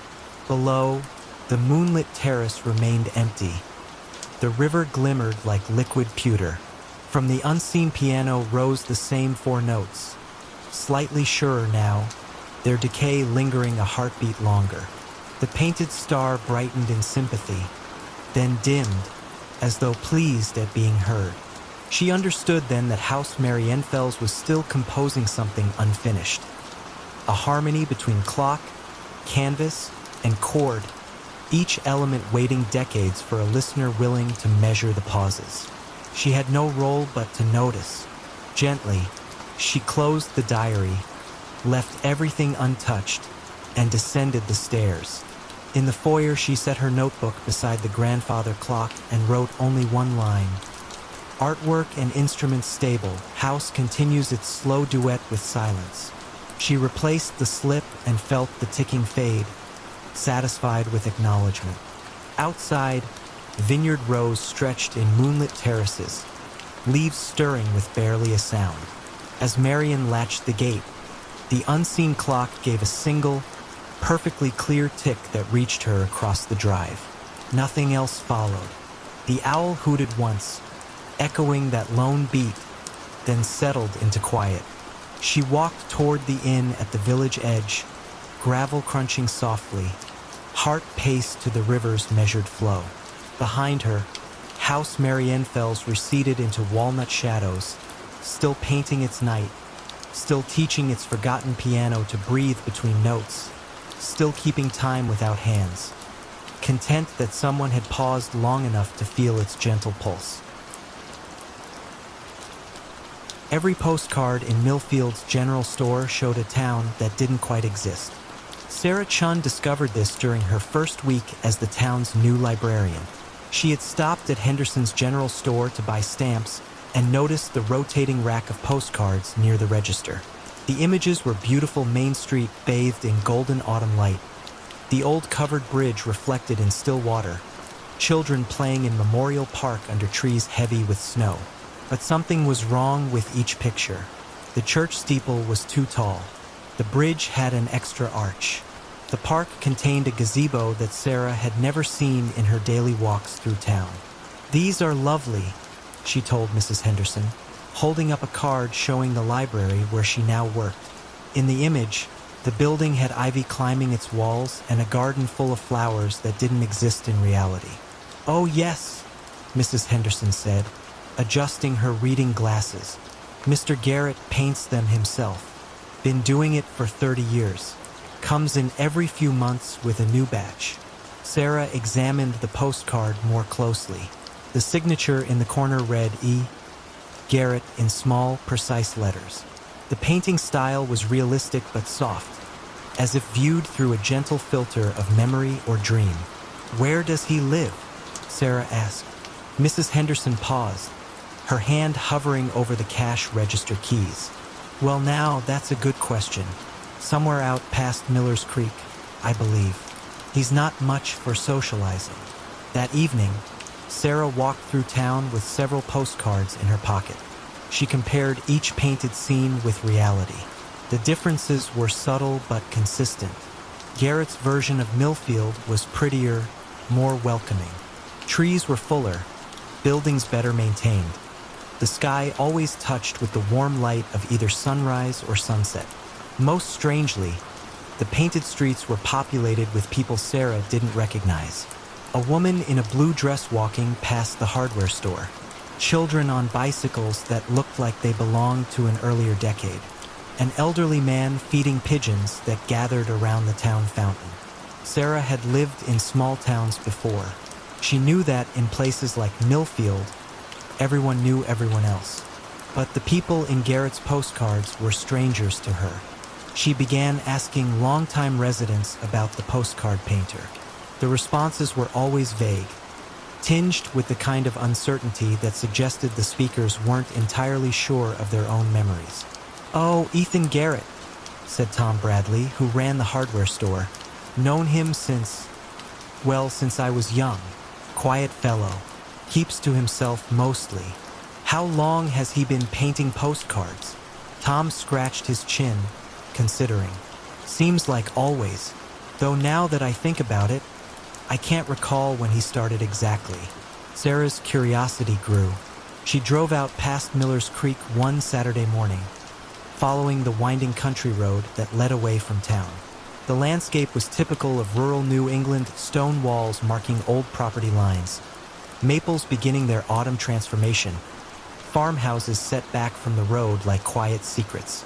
She found no mailbox marked Garrett, no obvious artist's studio, just miles of peaceful countryside that eventually looped back toward Millfield. The mystery deepened when Sarah discovered a box of old postcards in the library's storage room. These were vintage cards from the 1940s and 50s, yellowed with age and postmarked from distant cities. But mixed among them were several cards showing Millfield as painted by E. Garrett. The style was identical to the current postcards, but these showed the town as it had looked decades ago. Sarah held one up to the light. It depicted Main Street with the old elm trees that had been lost to disease in the 1980s. Cars from the 1950s were parked along the curb. A woman in a vintage dress and hat was entering what used to be Woolworth's Five and Dime. But even in these older postcards, there were the same subtle improvements. Buildings appeared freshly painted, gardens bloomed more luxuriously than nature typically allowed, and the people in the scenes possessed a timeless quality that made them seem both specific and universal. Sarah began to form a theory. Perhaps E. Garrett wasn't just painting Millfield as it was, but as it could be, as it should be. His postcards showed not the actual town, but its potential, the ideal version that existed somewhere between memory and hope. She started visiting the general store regularly, hoping to encounter the mysterious painter. Mrs. Henderson mentioned that he usually came in on Tuesday afternoons, but Sarah's Tuesday visits never coincided with his appearances. One October evening, as Sarah was closing the library, she noticed a figure standing across the street. An elderly man with gray hair and a worn canvas jacket was studying the building intently. In his hand, he held what appeared to be a sketchbook. Sarah stepped outside, but when she looked again, the man was gone. In his place was only the lamppost casting its circle of yellow light on the empty sidewalk. The next week, a new batch of postcards appeared at Henderson's store. Among them was one showing the library on a crisp autumn evening. In the painted scene, warm light spilled from every window, and a figure could be seen in the doorway, a woman with dark hair wearing a red scarf. Sarah recognized herself, but improved somehow. In Garrett's version, she looked more confident, more at home. The library behind her seemed more welcoming, more alive than the sometimes lonely building where she actually worked. She bought the postcard and kept it on her desk. Sometimes, on quiet afternoons when the autumn light slanted through the library windows just right, she would look at the painted version of herself and wonder if E. Garrett painted not just places, but possibilities. Perhaps somewhere in the space between what was and what could be, there existed a town exactly like the one in his postcards. a place where every day held the gentle promise of a perfect afternoon, and every person was the best version of themselves they could imagine being. Fog drifted from the river like pale silk, pouring between hedgerows and creeping up the wide stone steps, as though intent on entering with the arriving dusk. The ancient manor, tucked into the Welsh borderlands, had always seemed to breathe in rhythm with the weather, exhaling faint drafts through keyholes and floorboards. Tonight, its windows glowed a muted amber, and the faint silhouette of a woman could be glimpsed in the upper corridor, pausing, listening, then moving on. No carriage wheels rattled along the lane. No birds called from the bare oaks. All was folded into a gentle quiet, poised delicately on the edge of sleep. Madame Rowena Price, recent inheritor of the estate, had returned after years abroad. Her companions whispered that she walked as though memories brushed her sleeves, pausing to touch banisters or fading tapestries the way some stroked the rim of a half-remembered tune. She gave few instructions to the small staff, only that fires be kept low and lanterns shaded. Even the clock in the music room had been wound down to silence. At nightfall, she asked the housemaid, Ellen, to leave the gallery doors ajar so that any sound drifting from the old wing might find its way out, like a caged bird seeking the night. Ellen herself had grown within earshot of local legends. As a child, she was told that GWIRDD Hall had once been a refuge for Jacobite sympathizers, that its library concealed a hidden stair to the river. Yet those tales felt distant compared to the softer things she sensed now. A faint smell of violets where none were kept, a low creak in the study at the same hour each evening. Rowena seemed to court such murmurs, wandering the halls long after candles should be doused, pausing at locked doors as though deciding whether to knock. On this particular night, snow began to fall, small, soundless crystals that thickened the air. Ellen stood at the kitchen window, palm warming the glass, and watched the yard fade to pearl. She wondered whether the snow would muffle the night's expected footfalls or make them sharper.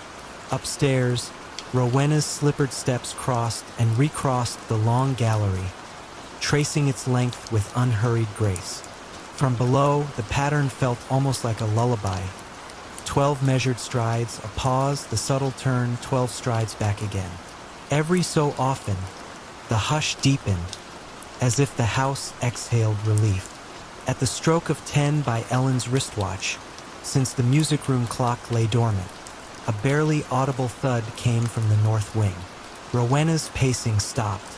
Ellen raised her head, heart slowing rather than quickening, as though the sound confirmed an expectation. She climbed the servants' stair, each tread cushioned by carpet-worn velvet thin. At the top, she found Rowena framed by the landing window, gaze fixed on the corridor leading to the locked nursery. Snow light silvered her profile, lending her an almost translucent sorrow. "They have arrived," Rowena murmured, not turning. Ellen did not ask who. The words felt like a bell note fading over water, a signal understood without explanation. Together they moved toward the nursery door, its brass handle dulled with age. No key had been found since Rowena's return. Still, the lock slid free at her touch, as though consenting to her presence. Inside, the air held the hush of rooms left intact for decades. A small oak cradle beneath embroidered drapes, a rocking horse frozen mid-prance, a patchwork quilt folded with careful finality. What drew their attention lay upon the windowsill, an envelope the color of old parchment, unmarked and thin. Rowena lifted it carefully, holding it to the lamp. The seal, once crimson, had faded to rusty rose and bore a sigil, a simple sprig of lily of the valley. She did not break it. Instead, she pressed the fragile paper to her heart and closed her eyes. Outside, snowflakes thickened, tapping the glass in patterns that, if one listened long enough, resembled hushed speech. Ellen felt no impulse to intrude. She studied instead the faint impression of footsteps in the room's thin dust, leading from window to cradle, cradle to doorway. They were not hers nor Rowena's, and their light scuff suggested slippers rather than boots. The prince paused by the cradle where a small silver rattle had been set upright, faintly tarnished, but gently ringing now under no visible hand. A single note shimmered through the chilly air, then softened into silence again. Rowena addressed the empty cradle with the tender gratitude of a host greeting a late-arriving guest. "You kept your promise," she whispered, words meant for ears unseen. She placed the sealed envelope inside the quilt's folded corner, smoothing fabric as a mother might. The room's temperature seemed to rise by a breath, enough to dispel one's urge to shiver. Even the long idle rocking horse gave a subtle sway, as though nudged by a departing child. They left the nursery door partially open upon exiting. Neither woman felt compelled to speak. Down the corridor, the grandfather clock resumed ticking though no hand had wound it, the pendulum swinging with a calm, measured grace. In that quiet rhythm, Ellen sensed the house settling into contented rest, its long-kept secret finally acknowledged rather than solved. Later, Ellen lay in her attic chamber beneath the eaves, listening to the snow hush the world outside. She considered the footprints, the letter, the cradle's faint rattle, and realized the mystery comforted rather than troubled her. GWRDD Hall seemed less haunted than fulfilled, as though something that had lingered between worlds now found its place in the cadence of night. Rowena, in her own suite, extinguished the last lamp. Before sleep claimed her, she pictured the envelope waiting in the cradle, untouched yet undeniably present, like a final stanza of a lullaby sung across generations. Downstairs, the fire sank to embers, sending a single curl of smoke toward the dark beams overhead. And the valley, wrapped in falling snow, held the manor in its silent embrace, content with secrets that whispered only softly, so softly, in the gentle company of dreams. Water still clung to stones in small, deliberate beads, but the clouds had emptied themselves, leaving the night clear enough for the moon to slip between fractured ribs of sky. On a low rise above the Atlantic inlet, the former Abbey of Kilfoyle stood in half-shadow, its slate roofs long collapsed, its nave open to weather and wandering cows. Yet one building remained intact, the scriptorium, sealed decades ago when the last monk departed, its oak door barred against storms and curiosity alike. Eamon Daly, temporary archivist for the County Heritage Office, arrived alone at that quiet threshold.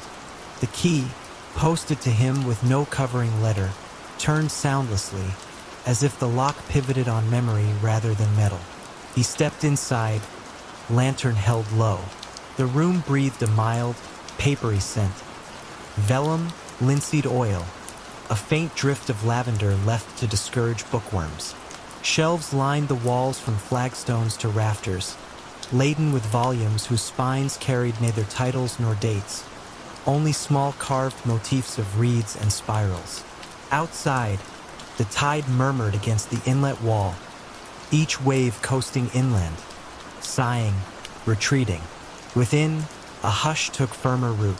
Dust motes hung in the lantern's beam, drifting with such slow grace they seemed fixed, tiny constellations stranded between seconds.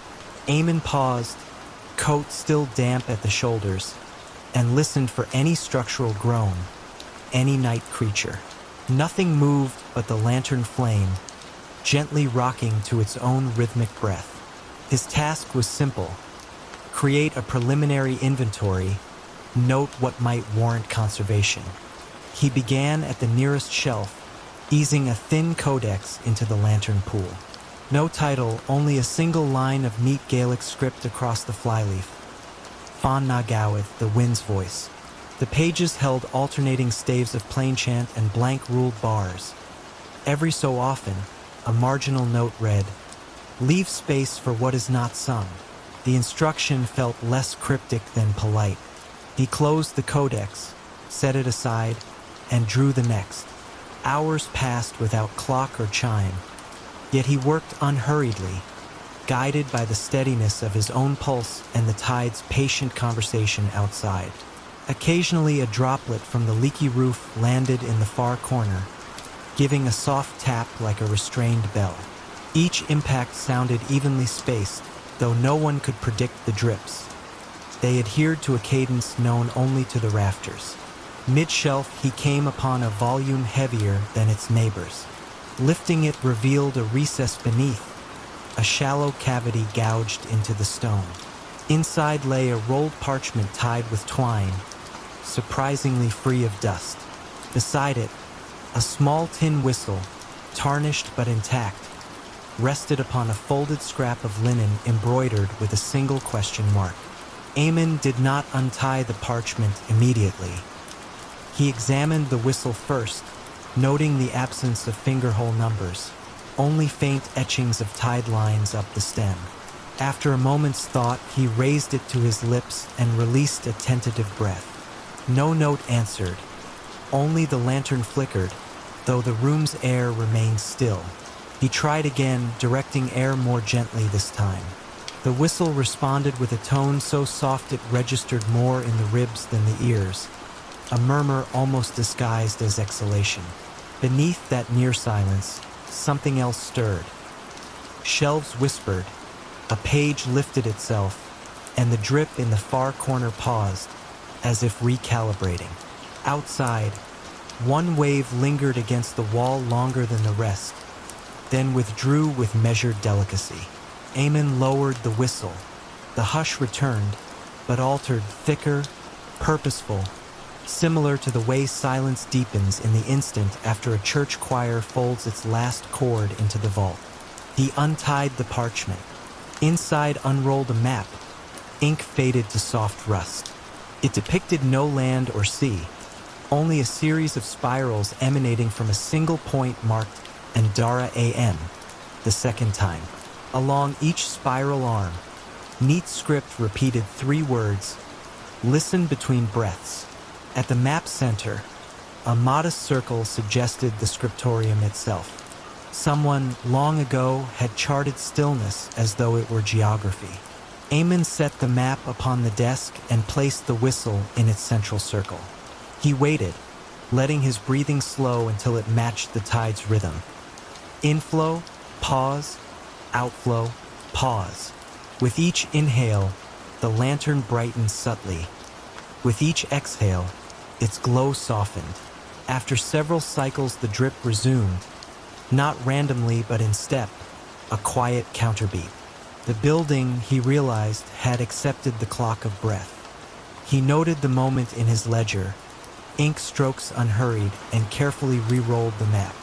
The whistle he wrapped in the linen question mark, then replaced both in the hollow, returning the heavier volume atop. The drip continued its companionable ticking. Nothing demanded explanation. The materials wished only to be witnessed, not solved. When at last he stepped outside, dawn had crept over the Atlantic, underpainting the clouds with faint apricot. The inlet lay glass still, reflecting the abbey ruins so crisply that pillars seemed to stand upon sky. A heron flapped once, slow and deliberate, before settling among reeds. Eamon extinguished the lantern, feeling the day accept him back. He would file a measured report. Manuscript stable, environment cool, further conservation advisable. But somewhere between lines he'd write a private note. Archive holds a silence that keeps its own index. Consultation requires listening, not reading. He would leave the whistle, the map, the cadence of drips untouched. As he walked the sodden lane toward the village, rain began again. Not a downpour, only scattered drops that stitched faint rings into puddles. Between each patter lay space wide enough to imagine a hidden melody. Eamon found himself breathing in time with that pattern, carrying the Abbey's gentle charter of pauses with him, content that Kilfoyle would continue its quiet recital for the next attentive ear. The letters arrived every Tuesday, addressed to a man who had been dead for 20 years. Margaret Henley noticed them first when she moved into the cottage on Beacon Point. The mail carrier, an elderly man named Thomas, would walk the winding coastal path each week. He would place a single envelope in the weathered mailbox. Then he would tip his cap to the empty lighthouse that stood sentinel on the rocky cliff. Margaret asked Thomas about the letters one morning in October. The sea mist clung to the shoreline like a gray shawl. Thomas paused in his routine, studying her with pale blue eyes that seemed to hold the memory of decades. "For Edmund Whitmore," he said simply. "Been delivering them since I started this route. Never missed a Tuesday." Margaret knew about Edmund Whitmore. The townspeople spoke of him in whispers at the general store. He had been the last lighthouse keeper before automation made his position obsolete. One winter morning in 2003, they found his cottage empty, his bed unslept in, his coffee still warm on the kitchen table. The lighthouse beam had continued its steady rotation through the night, as if nothing had changed. Edmund's body was discovered 3 days later on the rocks below the lighthouse. The coroner ruled it an accident, a man grown careless in his grief over losing his life's work. But the townspeople remembered Edmund as sure-footed as a mountain goat on those familiar cliffs. Now Margaret lived in his cottage. She had inherited it from a great-aunt she barely remembered. The cottage sat in the lighthouse's shadow, connected to the tower by a stone pathway that the ocean spray kept perpetually damp. She began collecting the letters. Each envelope bore the same return address, a post office box in Portland, Maine. The handwriting was careful and feminine, old-fashioned loops and careful spacing that spoke of another era. Margaret held the letters up to the lamplight each Tuesday evening. The paper was thick and cream-colored. She could see the ghost of words through the envelope, but never enough to decipher their meaning. On a November evening, when the wind howled around the lighthouse like a living thing, Margaret climbed the spiral stairs to the lamp room. The automated beacon still turned, still sent its warning across the dark water. From the circular windows, she could see her cottage below, a warm yellow square of light in the vast darkness. That night she dreamed of Edmund Whitmore. He stood in the lamp room, polishing the great lens with infinite care. His movements were methodical, practiced, the work of a lifetime. When he turned toward her, his eyes held the same sadness she had seen in Thomas, the mail carrier's face. "She doesn't know," Edmund said in the dream. His voice was soft, nearly lost in the sound of wind and waves. "She keeps writing, keeps hoping I'll answer." Margaret woke with the dream still vivid in her mind. The next Tuesday, she waited by the mailbox for Thomas. When he arrived, she was holding all the unopened letters she had collected. "Who sends them?" she asked. Thomas looked at the stack of envelopes in her hands. For a moment, his composure faltered. His sister, Eleanor, lives in Portland now. Moved there after Edmund. He trailed off, then gathered himself. She always wrote to him, every week for 40 years. Old habits, I suppose. Margaret studied the top envelope. The careful handwriting suddenly seemed fragile. Heartbreaking. She doesn't know he's gone? Oh, she knows. Thomas adjusted his mail bag, preparing to continue his route. But knowing and accepting are different things, aren't they? Some love runs too deep for death to stop. That evening, Margaret sat at Edmund's old desk in the cottage. She took out writing paper and a pen. The lighthouse beam swept across her window in its eternal rhythm as she began to write. "Dear Eleanor," she started, "thank you for your letters. It means more than you know to receive them each week."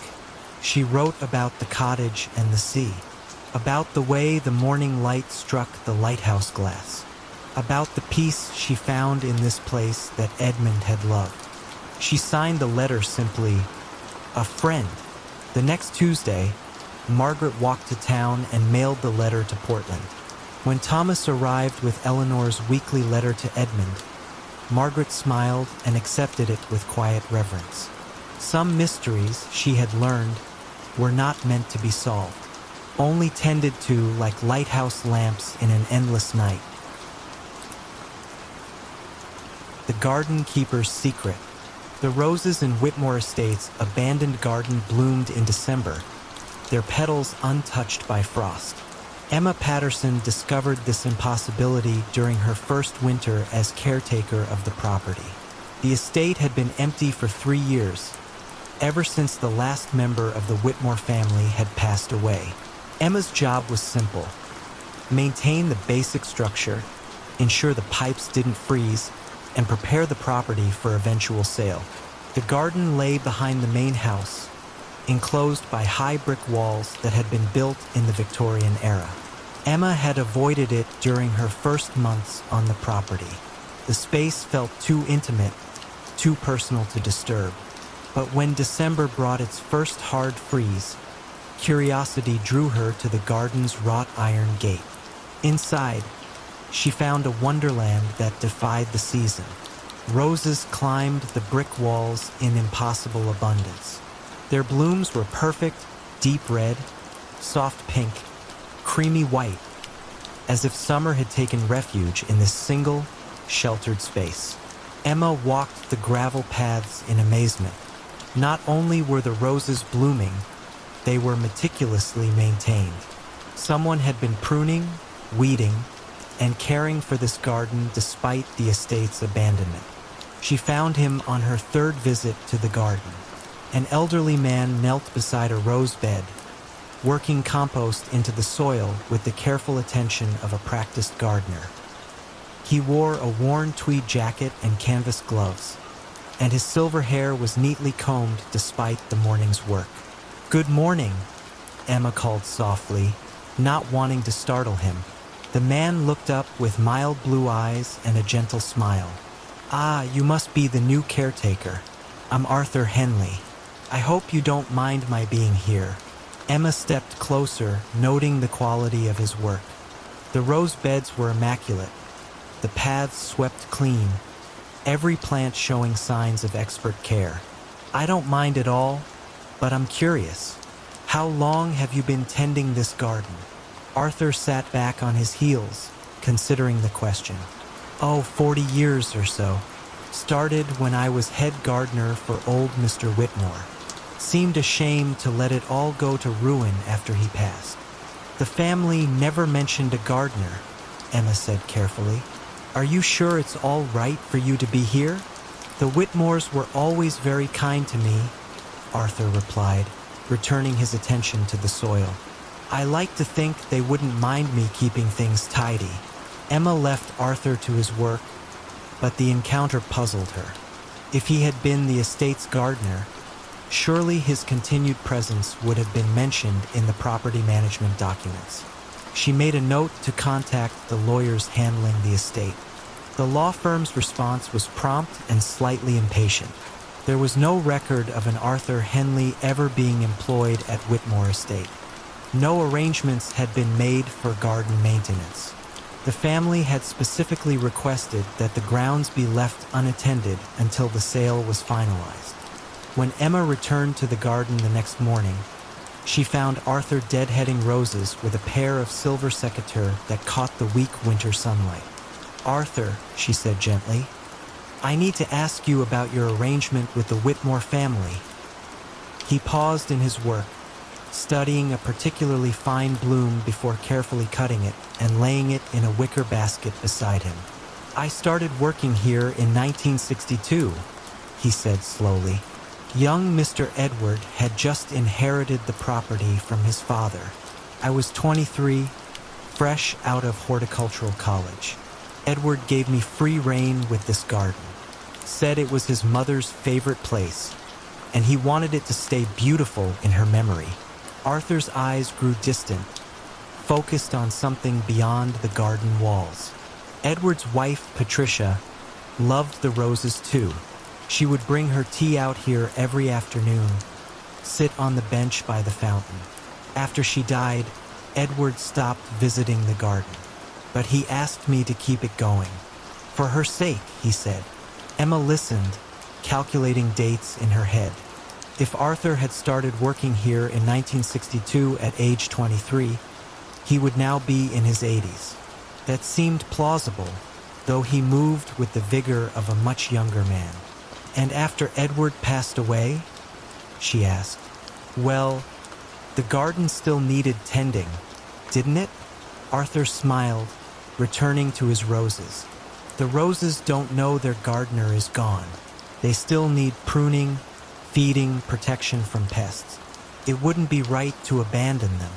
Over the following weeks, Emma found herself looking forward to her visits with Arthur. He was a fountain of knowledge about horticulture, sharing techniques he had learned over decades of careful observation. He spoke of the garden's history with intimate familiarity, describing renovations and plantings that had occurred long before Emma was born. She began to research the estate's history more thoroughly. In old photographs from the local historical society, she found images of the garden in its prime. And there, in a 1963 photograph labeled Head Gardener with Prize-Winning Roses, was a young man who looked remarkably like Arthur. The resemblance was unmistakable, but something nagged at Emma's mind. She studied the photograph more carefully, then compared it to her memory of Arthur as she had seen him that morning. The young man in the photograph and the elderly gentleman in the garden looked not just similar, but identical in every detail except age. Emma's unease grew when she realized that Arthur never seemed to arrive at or leave the garden. He was simply there each morning when she visited, and gone by evening when she locked the estate's gates. She began varying her schedule, arriving at different times, but the pattern held. Arthur existed only within the garden's walls, only during the daylight hours when the roses needed tending. One February morning, Emma found a leather-bound journal left on the garden bench. The pages were filled with careful records of plantings, weather observations, and seasonal maintenance notes, all written in a neat, old-fashioned hand. The entries span decades, documenting the garden's evolution from the 1960s through the previous week. The final entry, dated the day before, read simply, "The new caretaker understands the importance of this place. The roses will be safe in her care. The garden chooses its own guardians, and it has chosen well." Emma never saw Arthur again, but the roses continued to bloom through that winter and into spring. When the estate was finally sold to a young family who promised to restore the gardens, Emma felt a deep sense of satisfaction. On her last day as caretaker, she sat on the bench where Patricia Whitmore had once enjoyed her afternoon tea. The roses nodded in the gentle breeze, their blooms perfect and eternal, and Emma could have sworn she heard, carried on the wind, the soft sound of someone humming an old gardening song while tending to flowers that would bloom forever in the memory of love.